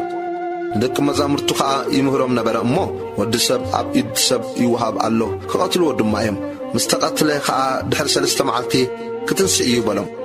ንሳቶም ግና ነዚ ነገርዚ ኣየስተውዓልዎን ከይሓትዎ ከዓ ፈርሁ። ካብ ኩሉ ዝዓብይ መን እዩ? ቁጽሪ 33 ኣብ ቅፍርናሆም በጽሐ። ናብ ቤት ምስ ኣተወ ከዓ ኣብ መገዲ እትዘራረብሉ ዝነበርኩም እንታይ እዩ ኢሉ ሓተቶም። ንሳቶም ከዓ ኣብ መገዲ ንሓድሕዶም መንኮን ይበልጽ ይበሃሃሉ ነበሩ እሞ ኣጽቀጡ። ምስ ተቐመጠ ድማ ነቶም 12 ጸዊዑ እቲ ቅድሚት ክኸውን ዝደሊ ድሕሪ ኩሉን ግዙእ ኩሉን ይኹን በሎም። ቈልዓ ወሲዱ ድማ ኣብ ማእከሎም ደው ኣበሎ። ሓቒፍዎ ከዓ ካብዞም ከምዚኣቶም ዝበሉ ንኣሽቱ ንሓደ ብስመይ ዝቕበል ዘበለ ንኣይ እዩ ዝቕበል። እቲ ንኣይ ዝቕበል ከዓ ነቲ ዝለኣኸኒ እዩ እምበር ንኣይ ኣይኮነን ዝቕበል በሎም። ኢየሱስ ዘይቃወመና ዘበለ ምሳና እዩ ከም ዝበለ ቁጽር 38 ዮሐንስ ከዓ መምህር ሓደ ዘይስዕበና ብስምካ ኣጋንንቲ ከውፅእ ከሎ ርኢናዮስ ንሱ ስለ ዘይሰዓበና ከልኢናዮ በሎ። ኢየሱስ ከዓ በለ ኣይትኽልእዎ፣ ብስመይ ሓይሊ ዝገብር እሞ ብኡብኡ ሕሱም ክዛረበለይ ዝኽእል ሓደ እኳ ይልቦን። ዘይበኣሰና ዘበለ ኩሉ ምሳና እዩ። ናይ ክርስቶስ ስለ ዝኾንኩም ጣሳማይ ዝሑል ብስመይ ዘስትየኩም ዘበለ ዓስቡ ከም ዘይስእን ብሓቂ ይብለኩም ኣለኹ። ምኽንያት ሓጢኣት ቁጽሪ 42 ነቲ ካብዞም ብኣይ ዝኣምኑ ንኣሽቱ ንሓደ ዘስሕት መጥሓን ኣድጊ ኣብ ክሳዱ ተኣሲሩ ኣብ ባሕሪ ክጥሕል ምሕሾ ነይሩ። ቁጽሪ 43 ኢድካ እንተ ኣስሓተትካ ቁረጻ፣ ክልተ ኢድ ኣሊካ ናብቲ ዘይጠፍእ ሓዊ ሓሰኸኦም ኣብ ዘይመውት ሓዊውን ኣብ ዘይጠፍእ ገሃንም ካብ እትድርበስ ቁርጽ ኮንካ ናብ ሕይወት ምእታው ይሕሸካ። እግርኻ እንተ ኣስሓተትካውን ቁረጻ፣ ክልተ እግሪ ኣሊካ ናብ ዘይጠፍእ ሓዊ ሓሰኸኦም ኣብ ዘይመውት ሓዊውን ኣብ ዘይጠፍእ ካብ እትድርበስ ሓንካስ ኮንካ ናብ ሕይወት ምእታው ይሕሸካ። ዓይንኻ እንተ ኣስሓተትካውን አንቁራ፣ ክልተ ዓይኒ ኣሊካ ናብቲ ሓሰኸኦም ኣብ ዘይመውት ሓዊውን ዘይጠፍእ ናብ ሓዊ ገሃንም ካብ እትድርበስ ነቋር ኮንካ ናብ መንግሥቲ ኣምላኽ ምእታው ይሕሸካ። ነፍሲ ወከፍ ብሓዊ ይምቅር እዩ እሞ ኩሉ መስዋዕቲ ድማ ብጨው እዩ ዝምቅር። ጨው ጽቡቕ እዩ። እቲ ጨው መቐረቱ እንተኸደኸ ብምንታይ ተመቅርዎ? ኣብ ነፍስኹም ጨው ይሃልኹም፣ ንሓድሕድኩም እውን ብሰላም ንበሩ።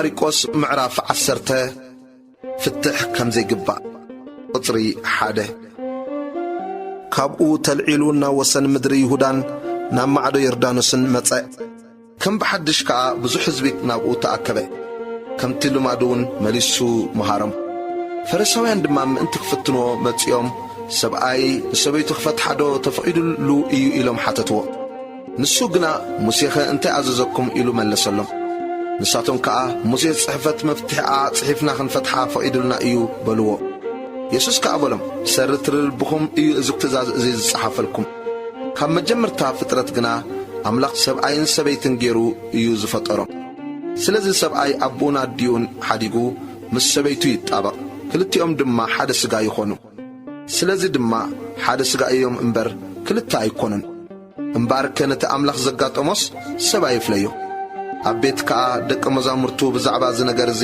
ከም ብሓድሽ ሓተትዎ ንሱ ድማ ዝኾነ ይኹን ሰበይቱ ፈቲሑ ካልእ ዘእቱ ኣብኣ ዘመወ እታ ሰብኣያ ፈቲሓ ንኻልእ እተኣትወት ድማ ዘመወት በሎም ኢየሱስ ሕፃናት ከም ዝባረኸ ቁጽሪ 13 ንቖልዑ ድማ ክትንክዮም ናብኡ ኣምጽእዎም እቶም ደቀ መዛሙርቲ ግና ነቶም ዘምጽእዎም ገንሕዎም ኢየሱስ እዚ ምስ ረኣየ ኣይፈተወሎምን እሞ ሕደግዎም ቆልዑ ናባይ ይምጹ መንግሥቲ ኣምላኽ ነዞም ከምዚኣቶም ዝበሉ እያ እሞ ኣይትኽልእዎም ንመንግሥቲ ኣምላኽ ከም ቈልዓ ኾይኑ ዘይተቐበላ ከቶ ከምዘይኣትዋ ብሓቂ ይብለኩም ኣለኹ በሎም ሓቒፉ ኢዱ ኣንቢሩሎም ባረኾም ሃብታም መንእሰይ ቁጽሪ 17 ኣብ መገዲ ክኸይድ ከሎ ድማ ሓደ ናብኡ ጐየ ተንበርኪኹውን ኣታሄር መምህር ናይ ዘለዓለም ሕይወት ምንቲ ክወርስ እንታይ እግበር ኢሉ ሓተቶ ኢየሱስ ከዓ ንምንታይ ሄር ትብለኒ ብዘይ ሓደ ኣምላኽ ሄር የልቦን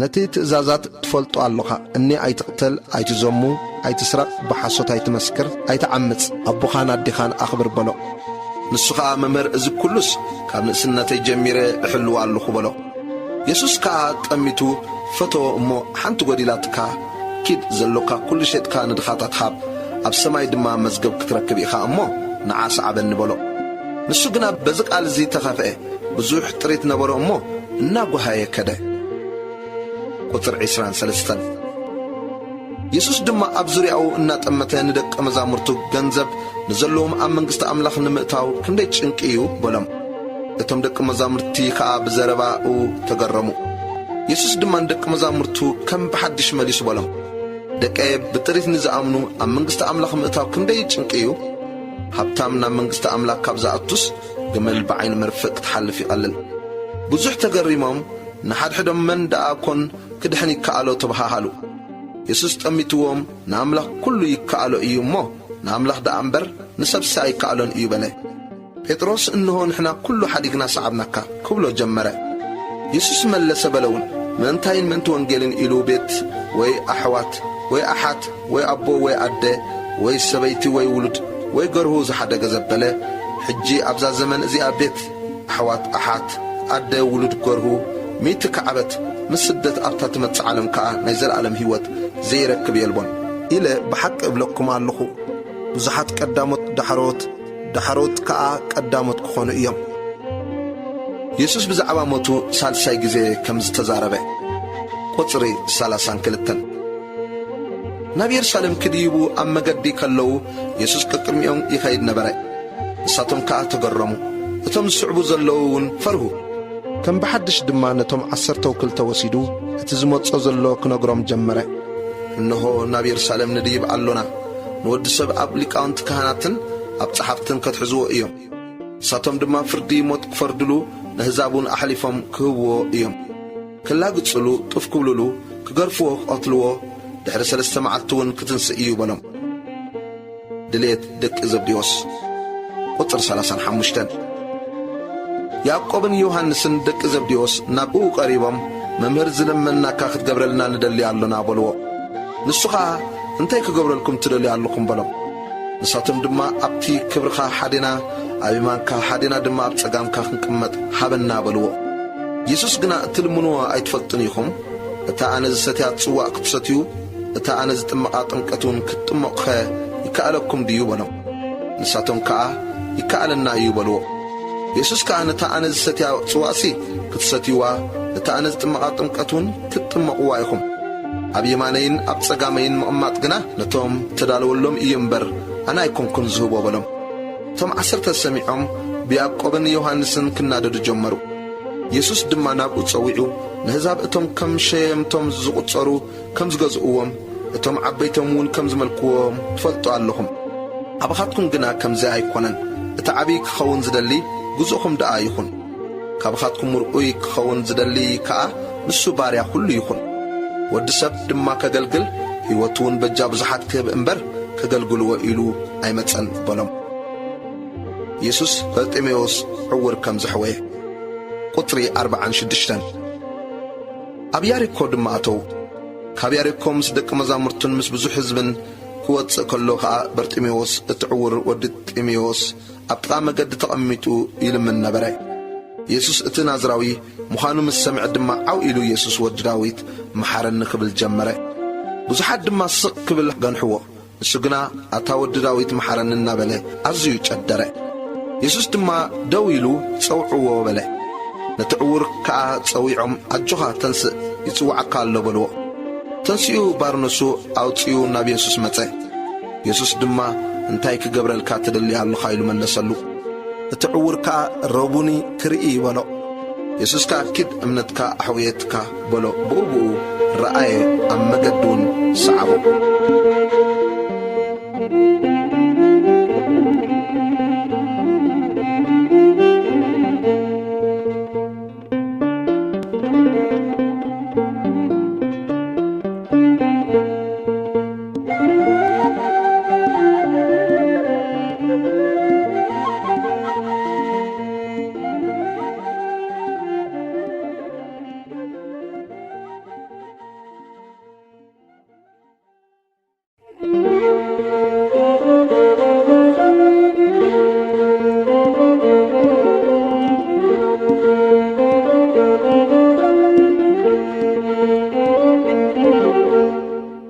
ወንጌል ማርቆስ ምዕራፍ 11 ኢየሱስ ብዓቢ ክብሪ ናብ ኢየሩሳሌም ከም ዝኣተወ ቁጽሪ 1 ናብ ኢየሩሳሌም ናብ ቤት ፋጌ ናብ ቢታንያ ኣብ ጥቓ ደብረ ዘይት ምስ ቀረቡ ድማ ካብ ደቂ መዛሙርቱ ክልተ ለኣኸ።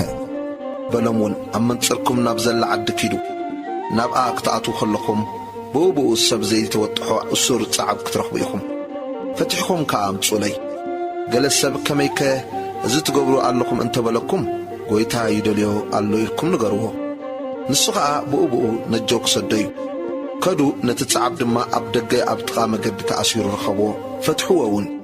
ካብቶም ኣብኡ ደው ኢሎም ዘለዉ ሓያሎ ከዓ ኣቱም ጸዓብ እትፈትሑ እንታይ ትገብሩ ኣለኹም በልዎም። ከምታ ኢየሱስ ዝበሎም በልዎም። ንሳቶም ከዓ ሓደግዎም። ነቲ ጸዓብ ከዓ ናብ ኢየሱስ ወሰድዎ። ክዳውንቶም እውን ጠየቕዎ። ንሱ ከዓ ኣብኡ ተወጠሐ። ብዙሓት ድማ ኣብቲ መገዲ ክዳውንቶም ኣንጸፉ። ካልኦት ከዓ ካብ ኣእዋም ተጨንፈሩ ሰሊዖም ነስነሱ።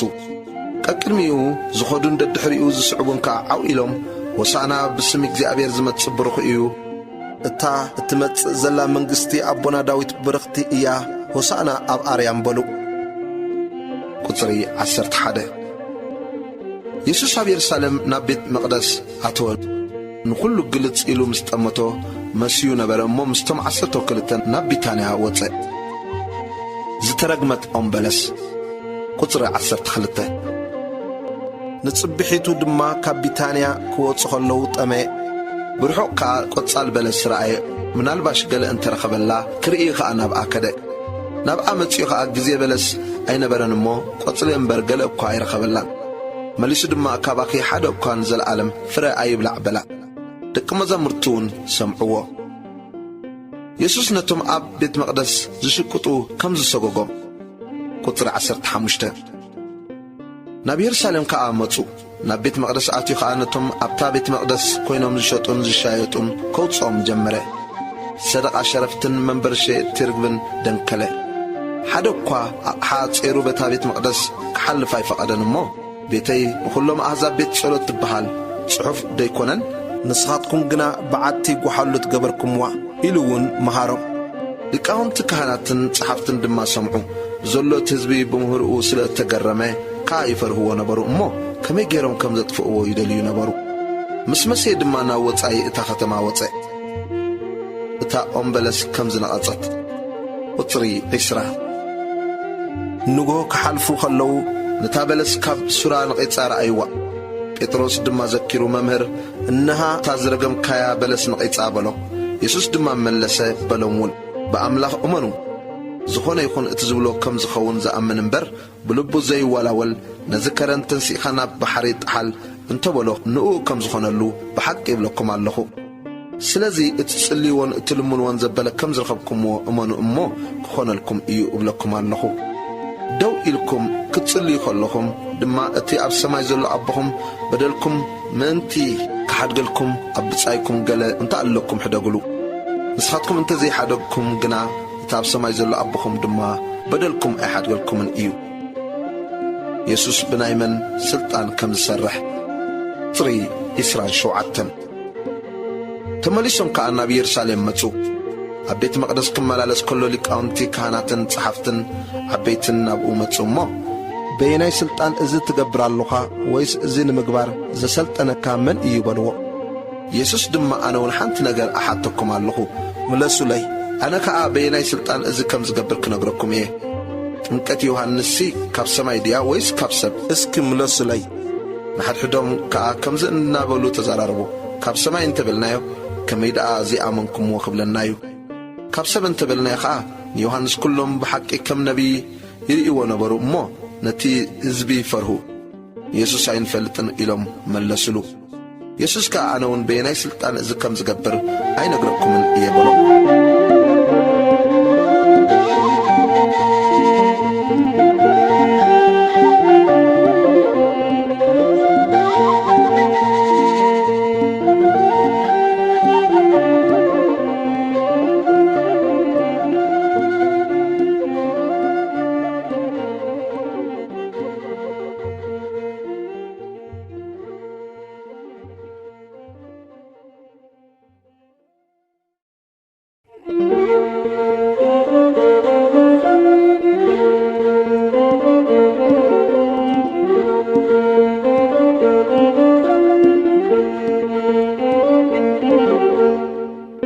ወንጌል ማርቆስ ምዕራፍ 12 ምስለ ሓረስቶት ኣታኽልቲ ወይኒ ቁጽሪ 1 ብምስላ ድማ ክብሎም ጀመረ ሰብኣይ ኣታኽልቲ ወይኒ ተኸለ ሓጹር ሓጸሮ መሓምተሊ ከኣኳዓተሉ ግንቡውን ስርሓሉ ንዓይቲ ብመገስ ሂብዎም ድማ ገሸ ግዚኡ ምስ በጽሐ ካብቶም ዓየይቲ ፍረ እታ ኣታኽልቲ ወይኒ ከምጽኣሉ ናብቶም ዓየይቲ ባርያኡ ለኣኸ ንሳቶም ግና ሒዞም ገሪፎም ጥራይ ኢዱ ሰደድዎ ከም ብሓድሽ ካልእ ባርያ ናባታቶም ለኣኸ ንኡ ከዓ ርእሱ ብእምኒ ፈግእዎ ኣሕሲሮም እውን ሰደድዎ ካልእ ድማ ለኣኸ ንኡ እውን ቀተልዎ ብዙሓት ካልኦት ከዓ ለኣኸ ንገሊኦም ገረፍዎም ንገሊኦም ድማ ቀተልዎም ገና ዘፍቅሮ ሓደ ወዱ ነበሮ ኣብ መወዳእታ እስኪን ወደይ እንተሓፈርዎ ኢሉ ንኡ ናባታቶም ለኣኾ እቶም ዓየይቲ ግና እዚ እቲ ወራሲ እዩ ንዑ ንቕተሎ እሞ እቲ ርስቱ ንኣና ክኸውን ተባሃሃሉ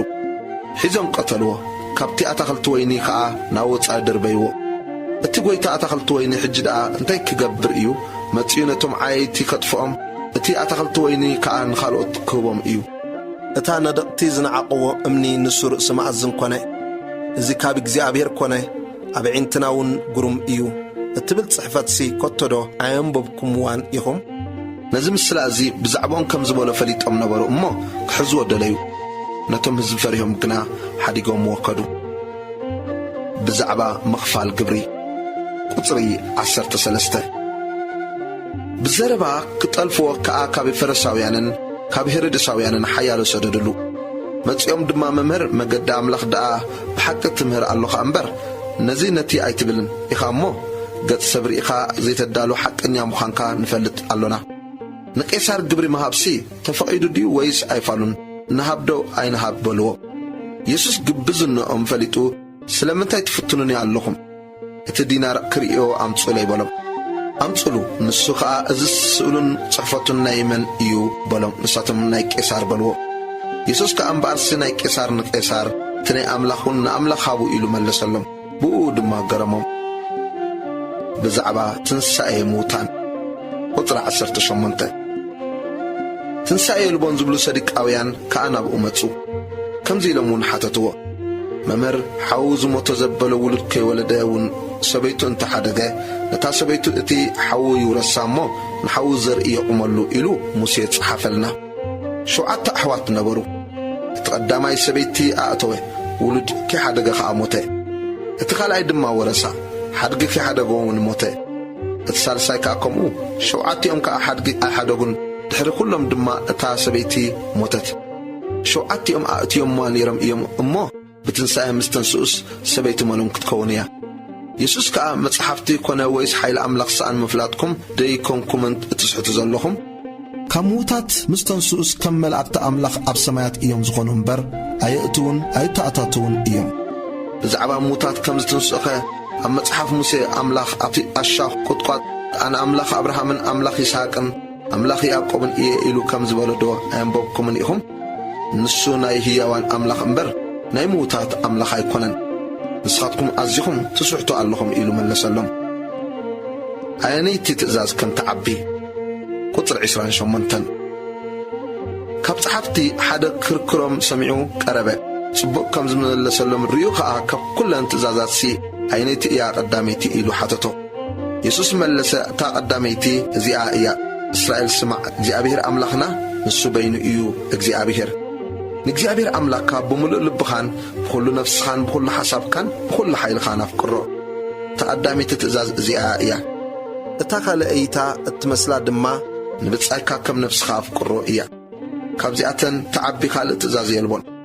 እቲ ጸሓፊ ከዓ መምህር ብሓቂ ጽቡቕ ተዛረብካ፣ ኣምላኽ ሓደ እዩ፣ ብጀካኡ ድማ ካልእ የልቦን። ብምሉእ ልብኻን ብምሉእ ኣእምሮኻን ብኹሉ ሓይልኻን ከተፍቅሮ፣ ንብጻይካውን ከም ነፍስኻ ከተፍቅሮ።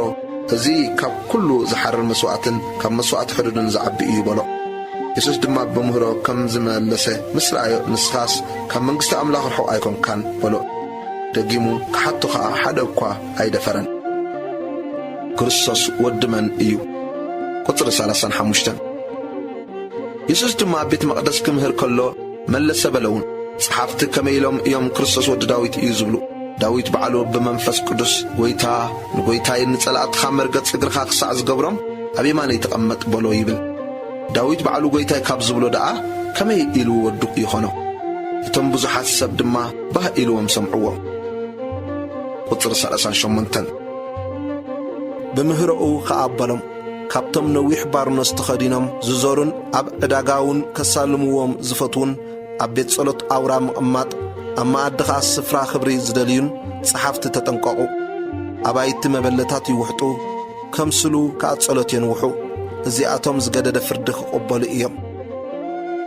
ምጽዋት ሓንቲ መበለት ቁጥሪ 41 ኢየሱስ ድማ ኣብ መንጽር ሳጹን ምጽዋት ተቐሚጡ እቶም ሰብ ኣብቲ ሳጹን ምጽዋት ከመይ ገይሮም ገንዘብ ከም ዘውድቑ ረአየ።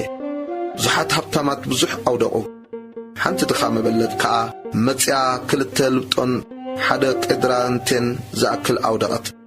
ንደቀ መዛሙርቱ ጸዊዑ ከዓ እዛ ድኻ መበለት እዚኣ ካብዞም ኣብዚ ሳጹን ምጽዋት ዘውድቑ ኩሎም ዝበዝሕ ከም ዘውደቐት ብሓቂ ይብለኩም ኣለኹ። ኩሎም ካብ ተረፎም እዮም ዘውደቑ፣ እሞ እዚኣ ግና ካብ ድኽነታ ዘለዋ ዘበለ ኩሉ ምግባ እያ ዝሃበት በሎም።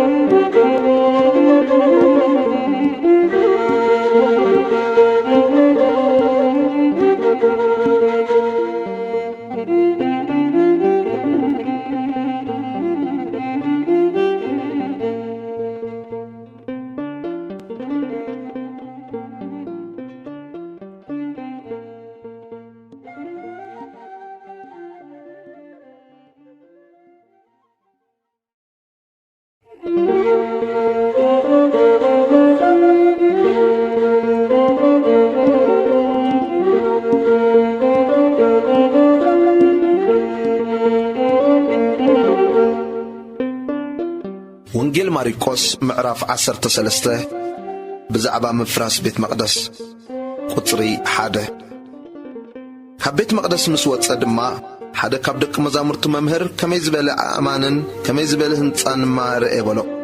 ኢየሱስ ድማ ነዚ ዓብዪ ህንጻ ዶ ትርእዮ ኣለኻ? ዘይፈርስ እምኒ ኣብ ልዕሊ እምኒ ኣይክተርፍን እዩ ኢሉ መለሰሉ። ቅድሚ ምጽአት ጐይታ ዝኸውን ስደትን መከራን። ቁጥሪ 3 ኣብ ደብረ ዘይቲ ኣብ ማዕዶ ቤት መቕደስ ተቐሚጡ ኸሎ ጴጥሮስን ያዕቆብ ዮሐንስን እንድርያስን ብሕቲ ኢሎም እስኪ ንገረና እዚ መዓዝ ክኸውን እዩ? እዚ ኩሉ መዓዝ ከም ዝፍጸምሲ ትእምርቱ እንታይ እዩ ኢሎም ሓተትዎ። ኢየሱስ ከኣ ክብሎም ጀመረ፣ ሓደ እኳ ከየስሕተኩም ተጠንቀቑ። ብዙሓት ኣነየ እናበሉ ብስመይ ክመጹ እዮም እሞ ንብዙሓት ከኣ ከስሕቱ እዮም። ውግእን ወረ ውግእን እንተ ሰማዕኹም ኣይትሸበሩ። እዚ ክኸውን ብግዲ እዩ፣ ግና ከም መወዳእታ ገና እዩ። ሕዝቢ ናብ ሕዝቢ መንግሥቱን ናብ መንግሥቲ ክለዓል እዩ እሞ በብበትኡ ምንቅጥቃጥ ምድሪ ክኸውን ጥሜት ክኸውን እዩ። እዚ መጀመርታ ቅልውላው እዩ። ቁጽሪ 9 ናታቶም ንምስክር ግና ምንታይ ንዋዕላ ሓሊፎም ክህቡኹም ኣብ ቤት ጸሎቶም እውን ክገርፉኹም ኣብ ቅድሚ መኳንንትን ነገሥታትን ከኣደው ከብልኹም እዮም እሞ ንርእስኹም ተጠንቀቑ። ቅድም ንኹሎም ኣሕዛብ ወንጌል ክስበኽ ከኣ ብግዲ እዩ። መንፈስ ቅዱስ እዩ እምበር ንስኻትኩም ኣይኮንኩምን እትዛረቡ እሞ ኣሕሊፎም ክህቡኹም ምስ ወሰድኹም እንታይ ከም እትዛረቡ ኣቐዲምኩም ኣይትጨነቑ። እቲ በታ ሰዓት እቲኣ ዝውሃበኩም ደኣ ተዛረቡ። ሓው ንሓው ወላዲን ውሉዱ ኣሕሊፉ ንሞት ክህብ እዩ። ውሉድ እውን ናብ ወለዶም ተንሲኦም ክቐትልዎም እዮም። ምንቲ ስመይ ከኣ ኩሉ ክጸላእኩም እዩ። እቲ ክሳዕ መወዳእታ ዝዕገስ ግና ንሱ ክድሕን እዩ። ኣብ የሩሳሌም ዝወርድ ዘሰቅቕ መከራ። ቁጽሪ 14 እቲ ብነቢይ ዳንኤል እተባህለ ናይ ጥፍኣት ርኽሰት ኣብ ዘይግቦ ስፍራ ቐይሙ እንተሪእኹም እቲ ዘንብብ የስተውዕል። ሽዑ ኣብ ይሁዳ ዘለዉ ናብ ኣኽራን ይህደሙ። ኣብ ዝባን ናሓሱ ዘሎ ኸዓ ካብ ቤቱ ገለ ክማላእ ኣይውረድ ኣይእተውን። ኣብ ወፍሪ ዘሎ ኸዓ ክዳኑ ክማላእ ንድሕሪት ኣይመለስ። በታ ቕንእቲኣ ግና ንጡንሳትን ንዘጥብዋን ወይልአን። ካብታ ኣምላኽ መጀመርያ ፍጥረት ዝፈጠረላ ክሳዕ ሎሚ ከምኡ ዘይኮነ ድማ ኮቶ ዘይከውን መከራ በታ ቕንእቲኣ ክኸውን እዩ እሞ ምህዳምኩም ብኽረምቲ ከይከውንሲ ጸልዩ። እተን መዓልታት እቲአን እግዚኣብሔር እንተዘይሕጽረንሲ ስጋ ዝለበሰ ኩሉ ኣይምድሓነን ነይሩ። ምንትቶም ንሱ ዝሓርዮም ሕሩያት ግና ነተን መዓልታት እቲአን ሓጸረን። ሽዑ ሓደ እኳ ክርስቶስ ኣብዚ እንሆ ወይስ ኣብቲ ኣሎ እንተበለኩም ኣይትእመኑ። ናይ ሓሶት ክርስቶሳትን ናይ ሓሶት ነቢያትን ክትንሱ እዮም እሞ እንተተኻእሎምሲ ነቶም ሕሩያት እውን ከስሕቱ ትእምርትን ተኣምራትን ክገብሩ እዮም። ንስኻትኩም ግና ተጠንቀቑ፣ እንሆ ኣቐዲመ ኩሉ ነገርክኹም። ካልኣይ ምጽኣት ክርስቶስ። ቁጽሪ 24 እታ ቐነቲኣ ድሕሪዚ መከራዚ ፀሓይ ክትጽልምት ወርሒ እውን ብርሃና ኣይክትህብን እያ። ከዋኽብቲ ኸኣ ካብ ሰማይ ክወድቁ ሓይልታት ሰማያት እውን ከንቀጥቅጡ እዮም። ሽዑ ንወዲ ሰብ ብብዙሕ ሓይልን ግርማን ብደመና ክመጽእ ከሎ ክርእይዎ እዮም። ሽዑ ኸኣ ንመላእኽቱ ክልእኾም ነቶም ሕሩያቱ ድማ ካብ 4 ማዕዘን ንፋሳት ካብ ወሰን ምድሪ ክሳዕ ወሰን ሰማይ ክእክቦም እዩ። ምስላ ኦም በለስ። ቁጽሪ 28 ምስላኡ ካብ ኦም በለስ ተምሃሩ። ጨናፍራ ምስ ለምለመ ቈጽላውን ምስ ጠጠዐ ክረምቲ ከም ዝቐረበ ትፈልጡ ኢኹም። ንስኻትኩም ድማ ከምኡ እዚ ክኸውን ከሎ እንተሪኢኹም ኣብ ኣፍ ቤት ከም ዝቐረበ ፍለጡ። እዚ ኩሉ ክሳዕ ዝኸውን እዚ ወለዶ እዚ ከም ዘይሓልፍ ብሓቂ ይብለኩም ኣለኹ። ሰማይን ምድርን ክሓልፍ ቃለይ ግና ኣይክሓልፍን እዩ። ንመወዳእታ መዓልትን ሰዓትን ዝፈልጣ የልቦን። ቁጽሪ 32 ብዛዕባ እታ መዓልቲ እቲኣን እታ ሰዓት እቲኣን ግና ኣቦ ደኣ እምበር መላእኽቲ ሰማይ ኮኑ ወዲ ኾነ ሓደ እኳ ዝፈልጣ የልቦን። ቁጽሪ 33 እቲ ጊዜኡ መዓዝ ምዃኑ ኣይትፈልጥዎን ኢኹም እሞ ተጠንቀቑ፣ ንቑሑን ጸልዩን። ከም ዝገሸ ሰብ እዩ ቤቱ ክሓድግ ከሎ ንባሮቱ ሥልጣን ሃቦም። ንነፍሲ ወከፍ ከኣ እዩኡ ንሓላው ደገውን ክነቅሕ ኣዘዞ። እቲ በዓል ቤት መዓዝ ከም ዝመጽእ ኣይትፈልጡን ኢኹም እሞ ወይ ምሸት ወይ ፍርቂ ለይቲ ወይ ደርሆ ነቆ ወይ ከዓ ንግሆ ብድንገት መጺኡ ደቂስኩም ከይረኽበኩምሲ ስለዚ ንቑሑ። እዚ ንኣኻትኩም ዝብለኩም ዘለኹ ንኹሉ እብሎ ኣለኹ፣ ንቑሑ።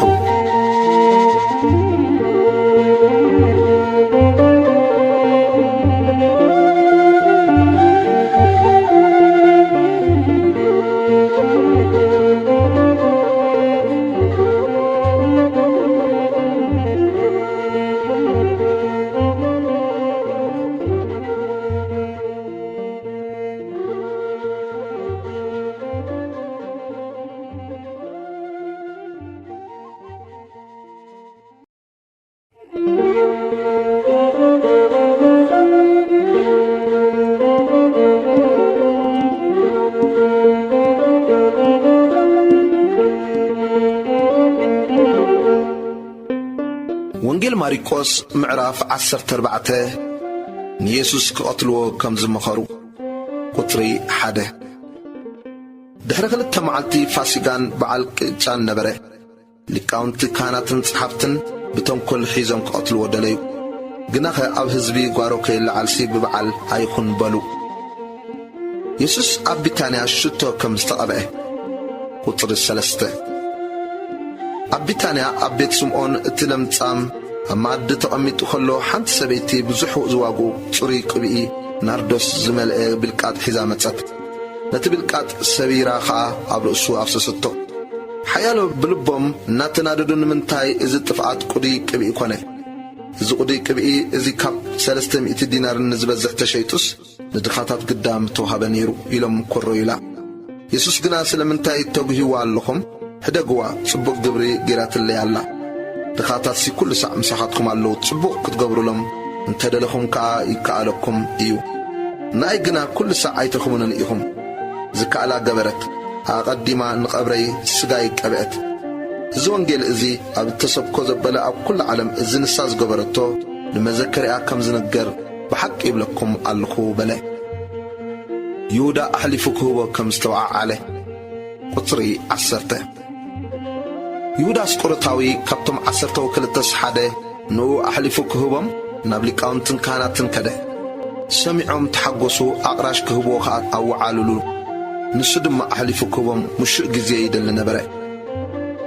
ኢየሱስ ምስ ደቂ መዛሙርቱ ድራር ፋሲካ ከም ዝበልዐ ቁጥሪ 12 በታ ገንሸል ፋሲጋ ዝሕረደላ ቀዳመይቲ መዓልቲ በዓል ቅጫ ደቂ መዛሙርቱ ገንሸል ፋሲጋ ክትበልዕ ናበይ ኬድና ክነዳልወልካ ትደሊ ይበልዎ። ካብቶም ደቂ መዛሙርቱ 2 ልኢኹ ድማ ናብ ከተማ ኪዱ። ኣብኡ ዕትሮ ማይ እተሰከመ ሰብኣይ ክትረኽቡ ኢኹም ንኡ ሰዓብዎ። ኣብታ ዝኣትዋ ከዓ ነቲ በዓል ቤት ምስ ደቂ መዛሙርተይ ገንሸል ፋሲጋ ዝበልዓላ ቤት ኣጋይሽ ኣበይ እያ ይብለካ ኣሎ መምህር በልዎ። ንሱ ከዓ ኣብ ደርቢ እተነጽፈን እተዳለወን ኣዳራሽ ክርእየኩም እዩ፣ ኣብኡ ኣዳልውልና በሎም።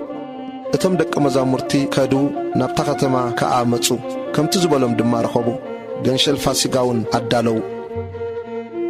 ቁጥሪ 17 ምስ መሰየድ ንሱ ምስቶም 12 መጸ። ኣብ ማዕዲ ተቐሚጦም ከበልዑ ከለዉ ኢየሱስ ሓደ ኸባኻትኩም እቲ ምሳይ ዝበልዕ ክትሕዘኒ እዩ ኢለ ብሓቂ ይብለኩም ኣለኹ በለ። ክጉህዩ ጀመሩ። ብሓደ ከዓ ኣነ ደኾን ይኸውን በሉ። ንሱ ከዓ በሎም ካብቶም 12 ሓደ ምሳይ ኣብ ጻሕሊ ዝጠልቕ እዩ። ወዲ ሰብሲ ከምቲ ብዛዕባኡ እተጻሕፈ ይኸይድ። እቲ ወዲ ሰብ ብኡ ዝተሓዝ ሰብኣይ ግና ወይልኡ። እቲ ሰብኣይ እትስ እንተዘይውለድ ምሕሾ ነይሩ። ኢየሱስ ቅዱስ ቁርባን ከም ዝሰርዐ ቁጥሪ 22 ክበልዑ ከለዉ ድማ እንጌራ ኣልዒሉ ባሪኹ ቆረሰ። ናታቶም ከዓ ውሰዱ እዚ ስጋይ እዩ ኢሉ ሃቦም። ጽዋ ኣልዒሉ ድማ ኣመስጊኑ ሃቦም። ኩሎም እውን ካብኡ ሰተዩ። ንሱ ከዓ እዚ ምእንቲ ብዙሓት ዝፈስስ ናይ ሓድሽ ኪዳን ደመይ እዩ። ክሳዕ እታ መዓልቲ እቲኣ ኣብታ መንግሥቲ ኣምላኽ ሓድሽ ክሳዕ ዝሰትዮ ካብ ፍረኦም ወይኒ ኣይክሰትን እየ ኢለ ብሓቂ ይብለኩም ኣለኹ በሎም። ቁጥሪ 26 መዝሙር ምስጋና ምስ ዘመሩ ከዓ ናብ ደብረ ዘይት ደየቡ። ኢየሱስ ጴጥሮስ ከም ዝኽሕዶ ተዛረበ። ቁጥሪ 27 ኢየሱስ ድማ ነቲ ጓሳ እቐትሎ ተን ኣባጊዕ ከዓ ፋሕ ይብላ ጽሑፍ እዩ እሞ በዛ ለይቲ እዚኣ ኩልኩም ብኣይ ክትዕንቀፉ ኢኹም። ምስ ተንሳእኹ ግና ናብ ገሊላ ክቕድመኩም እየ በሎም። ጴጥሮስ ድማ ኩሎም እንተ ተዓንቀፉ እኳ ኣነሳ ዕንቀፍን እየ በሎ። ኢየሱስ ድማ ሎሚ በዛ ለይቲ እዚኣ ደርሆ 2 ሳዕ ከይነቀወ 3 ሳዕ ክትክሕደኒ ኢኻ ኢለ ብሓቂ እብለካ ኣለኹ በሎ። ሽዑ ንሱ ምሳኻ ንምማት እንተኾነ እኳ ከቶ ኣይክሕደካን እየ ኢሉ ኣዝዩ ኣጽኒዑ ተዛረበ። ኩሎም እውን ከምኡ በሉ። ኢየሱስ ኣብ ጌተ ሰማነ ከም ዝጸለየ ቁጥሪ 32 ጌተ ሰማነ ናብ እትበሃል ቦታ መጹ። ደቂ መዛሙርቱ ከዓ ክሳዕ ዝጽሊ ኣብዚ ተቐመጡ በሎም። የጴጥሮስን ያዕቆብን ዮሐንስን ምስኡ ወሰደ። ክጉህን ክትክዝን ጀመረ እሞ ነፍሰይ ክሳዕ ሞት ኣዝያ ትጉሂ ኣላ፣ ኣብዚ ኩኑ ንቑሑውን በሎም። ቁሩብ ንቕድሚት ሕልፍ ኢሉ ኣብ ምድሪ ተደፍአ።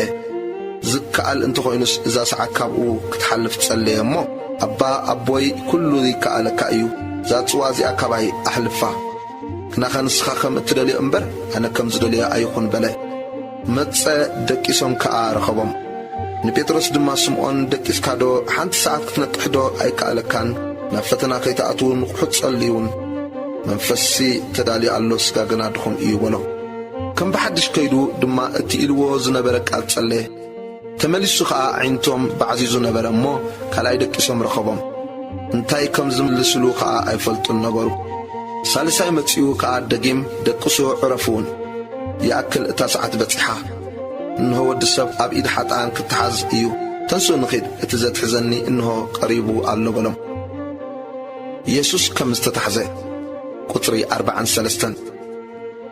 بوبو جنا كزارب كله يهودا كبتم عصرتو كلتس حدا متى مسو كابلي كاونتن كانت صحفتن عبيتن أسيافن أباترن زحزو وكبات حزب متسو اتي زتحزو اتي أنا زسعمو نسيو حزو أتصنعكمون وصدوه إلو مفلت تهبم متسيو دما بوبو نابو قريبو ربي إلو سعمو ساتن كأداوم نابو زرقهم حزو كابتم أبتغاو دوزبلو حدقنا سيفو مليحو نتي باريالك كانت وقعو ازن قرطو يسوس دما كم نكتاردو أسيافنا باترن حيسكم كتحزوني متاخم عبيت مقدسنا مهاركو علت مساقاتكم وعل نبركو أمو أحاسكم لن الزقنا تنصحفات من تخفت سماء يخونا اللو إلو ملسلم كلهم كأحدقهم وهدمو نتسألا اتخذنا قوبز دما سعبو نوغا حزو السجنا نتسألا حدقو تراي زبانو هدمه يسوس أبكر ملك كانت نفرد كمز قربه قطر 53 يسوس دما نبلك كانت وصدو بزلو لكاونت كانت عبيتن صحفتنا بو تأكبو بيتروس دما رحق إلو كسع وشكي غزالك كانت سعبو أبو مستنقلاو تقميتو خا حويس هنبره قطري 55 لكاونت كانت كلهم وعلان يسوس كأطلو مسكر دليو أي رخبون كا بزحات بحسط مسكرو مسكرهم قنا أي تسامعن حيالو مسكر حسد دما أنا نزا بإيد تقبلت بيت مقدس كفرسا بإيد زي تقبلت كا بسلسة معد كان نتقية كبل كله نحنا سمعنا يزوبلو تنسقوا مسكرهم كا بزون أي قط أمن تلك كانت أما كلهم بدد إلو بزي زمسكرو الكا زلوس اقوادو أي تملسن إخا إلون يسوس حتتو نسخا السقبل انبر أي ملسن تلك كانت دما كم بحدش كريستوس ودتي بروخدو نسخا إخا إلو حتتو يسوس دما أنا نود سب أبيمان حيل تقميتو بدمنا السماء كما تسكولو كتريقو إخم بلو شعور تلك كانت كدانو قديدو تقيمك انتاي قدم سكر علونا نصرافو سمعكم انتاي مسلكم بلا كلهم كأموتي قبو إلى مفردو حيالو دما طف كبلولو قطرو أقلبيبهم كوكستو تنبون كبلو جمرو بتنقلاو دما نتصفعو وسدو كحدت بيتروس قطري 66 بيتروس أبتحتي أبقزا خلو كابقراد لك كهانات حنت متصف نبيتروس حاوي كسحن كله مسرعي التوخاء نسخاون مس يسوس نازراون يركا النابلت أمتتو نسخنا أزن السخاء تبلي زلقي أفلطون أستوعلونون إيه إلو كحدا كابقزا خانا عنكت وتصدرهون نقوي تاقرد رأيتو نتوم أبتقو دو إلوم زلو خاء زكاباتاتهم إيو إلا كم بحدش كتنقرم جمرت نسدما كم بحدش كحدا نتوم دو زبالو قرب سنح إلوم نبيتروس قليلاوي إخا أمو بحق خباتاتهم إخا أزرار بخاون كمتي أزرار بأم يمثل بلو نسجنا نزلت بلوز اللهم سبعي هيفلطون إيه إلو كراج من كم حل جمره بوبو درهو كال أي سعنا قوي بيتروس كأنت يسوس درهو كل تسع كينا قوي سلست ساعة كتكهدني إخا زبالو قال ذكره نزلنا قرزي حسبوا بخير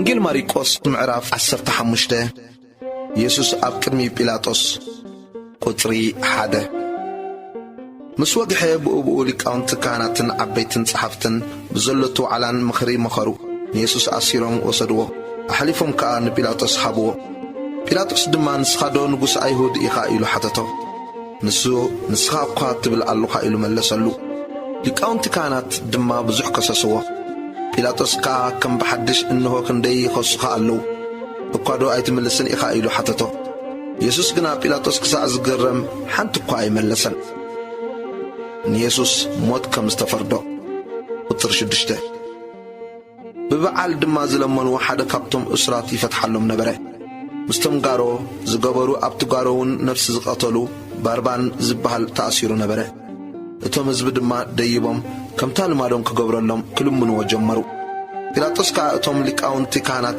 ብቕንኣቶም ኣሕሊፎም ከም ዝሃብዎ ፈሊጡ ነበረ እሞ ነቲ ንጉስ ኣይሁድ ክፈትሓልኩም ዶ ትደልዩ ኣለኹም ኢሉ መለሰሎም እቶም ሊቃውንቲ ካህናት ግና ነቶም ህዝቢ ንባርባን ክፈትሓሎም ክልምኑ ኣገርገርዎም ጲላጦስ ግና ከም ብሓድሽ ነዚ ንጉስ ኣይሁድ እትብልዎ ኸ እንታይ ክገብሮ ትደልዩ ኣለኹም ኢሉ መለሰሎም ንሳቶም ግና ስቐሎ ኢሎም ከም ብሓድሽ ጨደሩ ጲላጦስ ከዓ እንታይ ክፉእ ከገበረ በሎም ንሳቶም ግና ዓው ኢሎም ስቐሎ በሉ ጲላጦስ ድማ ፍቓድ እቶም ህዝቢ ክገብር ስለ ዝፈተወ ንባርባን ፈትሓሎም ንኢየሱስ ከዓ ክስቀል ገሪፉ ሃቦም ኣኽሊል እሾኽ ብላግፂ ከም ዝደፍእሉ ቁፅሪ 16 እቶም ዓቀይቲ ድማ ናብ ውሽጢ እቲ ገዛ ማለት ናብቲ ኣዳራሽ ፍርዲ ኣእተውዎ ንብዘሎቲ ጭፍራውን ኣኻኸብዎ ቀይሕ ክዳን ከደንዎ ኣኽሊል እሾኽ ተኒጎምውን ኣብ ርእሱ ደፍእሉ እሞ ወንጉስ ኣይሁድ ከመይ ኢኻ እናበሉ ኢድ ክነስእሉ ጀመሩ ርእሱ ድማ ብዘንጊ ወቕዕዎ ጡፍ ከኣበሉሉ ተንበርኪኾምውን ሰገድሉ ምስ ህላገጹሉ ድማ እቲ ቀይሕ ክዳን ቀንጢጦም ክዳኑ ከደንዎ ክሰቕልዎውን ኣውፅዎ ኢየሱስ ከም ዝተሰቕለ ቁፅሪ 21 ንሓደ ሓላፊ መገዲ ንስምዖን ቀሬናዊ ኣቦ እስክንድሮስን ሪፎስን ካብ ወፍሪ ከኣቱ ከሎ መስቀሉ ክጸውር ብግዲ ወሰድዎ ናብ ቦታ ጎልጎልታ ትርጓሚኣ ቦታ ዓጽምቲ ርእሲ ወሰድዎ ምስ ከርበ እተሓውሰ ወይኒ ድማ ሃብዎ ንሱ ግና ኣይተቐበለን ምስ ሰቐልዎ ድማ ክዳውንቱ ተማቐሉ ነፍሲ ወከፎም እንታይ ከም ዝበጽሖም ከዓ ዕጭ ኣውደቑ እታ ዝስቐልዎ ጊዜ ከዓ ሳልሰይቲ ሰዓት ነበረት ንጉስ ኣይሁድ ዝብል ጽሕፈት ክሱውን ኣብ ልዕሊኡ ተጽሒፉ ነበረ ቁጥሪ 27 ምስኡ ከዓ ክልተ ከተርቲ ሓደ ብየማኑ ሓደ ከዓ ብጸጋሙ ሰቐሉ እቲ ምስ ዓመፅቲ ተቖጽረ ዝብል ጽሑፍ ተፈጸመ እቶም ዝሓልፉ ድማ ርእሶም እናነቕነቑ ኣየ ኣታ ንቤት መቕደስ እተፍርሳ ብሰለስተ መዓልቲ እውን እተሃንጻ እስኪ ርእስኻ ኣድሕን ካብ መስቀል እውን ውረድ እናበሉ ይጸርፍዎ ነበሩ ከምኡ ከዓ ሊቃውንቲ ካህናት ምስ ጸሓፍቲ ንሓድሕዶም ንኻልኦት ኣድሓነ ንርእሱ ከድሕን ግና ኣይክእልን ርኢና ክንኣምንሲ ክርስቶስ ንጉስ እስራኤል ሕጂ ካብ መስቀል ይውረድ እናበሉ ኣላገጹሉ እቶም ምስኡ እተሰቕሉውን የላግጹሉ ነበሩ ኢየሱስ ከም ዝሞተ ቁፅሪ 33 ካብ ሳድሰይቲ ሰዓት ጀሚሩ ክሳዕ ታስዒቲ ሰዓት ከዓ ብዘላታ ሃገር ጸልመተት ታስዒቲ ሰዓት ኢየሱስ ብዓብዪ ድምፂ ኤሎሆየ ኤሎሆየ ላማ ሰበቕታኒ ኢሉ ጨርሐ ትርጉሙ ከዓ ኣምላኸይ ኣምላኸይ ንምንታይ ሓደግካኒ እዩ ካብቶም ኣብኡ ደው ኢሎም ዝሰምዕዎ ከዓ ሓያሎን እንሆ ንኤልያስ ይጽውዖ ኣሎ በሉ ሓደ ጐዩ ሕደጉ ኤልያስ መጺኡ እንተኣውረዶን ንርኤ ኢሉ መጺጽ ብሰፍነግ መሊኡ ኣብ ዘንጊ ገይሩ ኣስተዮ ሽዑ ኢየሱስ ብዓብዪ ድምፂ ጨርሐ ነፍሱ ከዓ ወጸት መጋረጃ ቤት መቕደስ ካብ ላዕሊ ክሳዕ ታሕቲ ኣብ ክልተ ተተርተረ እቲ ኣብ መንጽሩ ደው ኢሉ ዝነበረ ሓልቃሚት ከዓ ነፍሱ ከመይ ኢላ ከም ዝወጸት ምስ ረኣየ እዚ ሰብኣይ እዚ ብሓቂ ወዲ ኣምላኽ ነይሩ በለ ኣንስቲ ድማ ብርሑቕ ኮይነን የማዕድዋ ነበራ ካባታተን ከዓ ማርያም በዓልቲ መግደላን ማርያም ኣደ ያዕቆብ ንእሽቶን ዮሳን ሰሎሜውን ነበራ ንሳተን ኣብ ገሊላ ከሎ ሰዕብኦን ዘገልግላኦን ብዙሓት ካልኦት ኣንስቲውን ምስኡ ናብ ኢየሩሳሌም ዝደየባ እየን ኢየሱስ ከም ዝተቐብረ ቁፅሪ 42 ምስ መሰየ መዓልቲ ምድላው ማለት ድሮ ሰንበት ስለ ዝነበረት ዮሴፍ በዓል ኣርማትያስ ሕፉር መኻሪ ንመንግሥቲ ኣምላኽ እውን ዝጽበያ ዝነበረ መጸ ደፊሩ ናብ ጲላጦስ ኣትዩ ከዓ ስጋ ኢየሱስ ለመኖ ጲላጦስ ድማ ቀልጢፉ ብምማቱ ገረሞ ነቲ ሓለቓ ሚእቲ ጸዊዑ ድረዶ ሞይቱ ኢሉ ሓተቶ ካብቲ ሓለቓ ሚእቲ ምስ ተረድአ ስጋኡ ንዮሴፍ ሓቦ ንሱ ድማ ኣውሪዱ ብፍታ ዓዲጉ በቲ ብፍታ ገነዞ ኣብ ከውሒ ኣብ እተወቕረ መቓብር እውን ኣንበሮ ነቲ ኣፍ መቓብር ከዓ ብእምኒ ዓጾ ማርያም በዓልቲ መግደላን ማርያም ኣደ ዮሳን ድማ ኣበይ ከም ዘንበሩ ይርያ ነበራ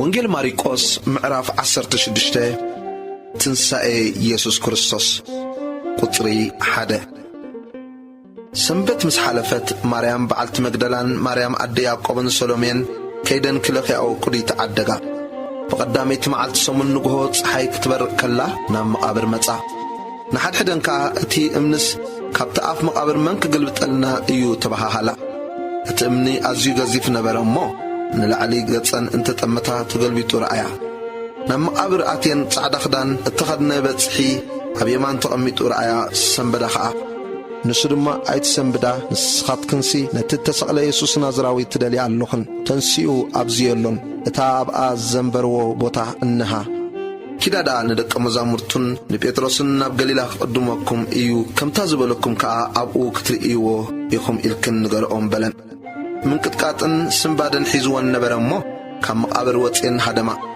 ፈሪሄን ስለ ዝነበራ ከዓ ንሓደ እኳ ኣይነገራን ኢየሱስ ንማርያም መግደላዊት ከም ዝተረኣያ ቁጥሪ 9 በተቐዳመይቲ መዓልቲ ሰሙን ንግሆ ምስ ተንስአ ነታ 7 ኣጋንንቲ ዘውፃላ ማርያም በዓልቲ መግደላ ቅድም ተረኣያ ንሳ ድማ ከይዳ ነቶም ምስኡ ዝነበሩ ክበኽዩን ክጉህዩን ከለዉ ነገረቶም ንሳቶም ከዓ ንሱ ህያው ምዃኑ ንኣውን ከም እተረኣያ ምስ ሰምዑ ኣይኣመኑን ኢየሱስ ንኽልተ ደቀ መዛሙርቱ ከም ዝተገልጸ ቁጥሪ 12 ድሕርዚ ንኽልተ ኻባታቶም ናብ ሃገረ ሰብ ክኸዱ ከለዉ ኣብ መገዲ ብኻልእ መልክዕ ተገሃደሎም ንሳቶም ከዓ ከይዶም ነቶም ካልኦት ነገርዎም ናታቶም እውን ኣይኣመንዎምን ኢየሱስ ነቶም 11 ሐዋርያት ከም ዝተረኣየ ቁጥሪ 14 ድሕሪኡ ነቶም 11 ኣብ ማኣዲ ተቐሚጦም ከለዉ ተጋህደ ነቶም ተንሲኡ ዝረኣይዎ ኣይኣመንዎምን እዮም እሞ ስለቲ ዘይምእማኖም ትርልቦም ከዓ ዘለፎም በሎም ድማ ናብ ኩሉ ዓለም ኪዱ ንብዘሎ ፍጥረት ከዓ ወንጌል ስበኽሉ ዝኣመነን እተጠምቀን ክድሕን እቲ ዘይኣመነ ግና ክኹነን እዩ ነቶም ዝኣምኑውን እዚ ተኣምራት እዚ ክስዕቦም እዩ ብስመይ ኣጋንንቲ ከውፅኡ ብሓድሽ ልሳን ከዓ ክዛረቡ ኣትማን ክሕዙ እዮም ዝቐትል እንተሰተዩ ከዓ ከቶ ኣይክጎድኦምን እዩ ኣእዳዎም ኣብ ሕማት ከንብሩ ንሳቶም እውን ክሓዊ እዮም ኢየሱስ ናብ ሰማይ ከም ዝዓረገ ቁጥሪ 19 ጐይታና ኢየሱስ ምስ ተዛረቦም ናብ ሰማይ ዓረገ ኣብ የማን ኣምላኽ እውን ተቐመጠ ንሳቶም ድማ ወፂኦም ኣብ ኩሉ ሰበኹ ጐይታ ምሳታቶም ይገብር ነቲ ቃል እውን ብዝስዕብ ተኣምራት የጽንዖ ነበረ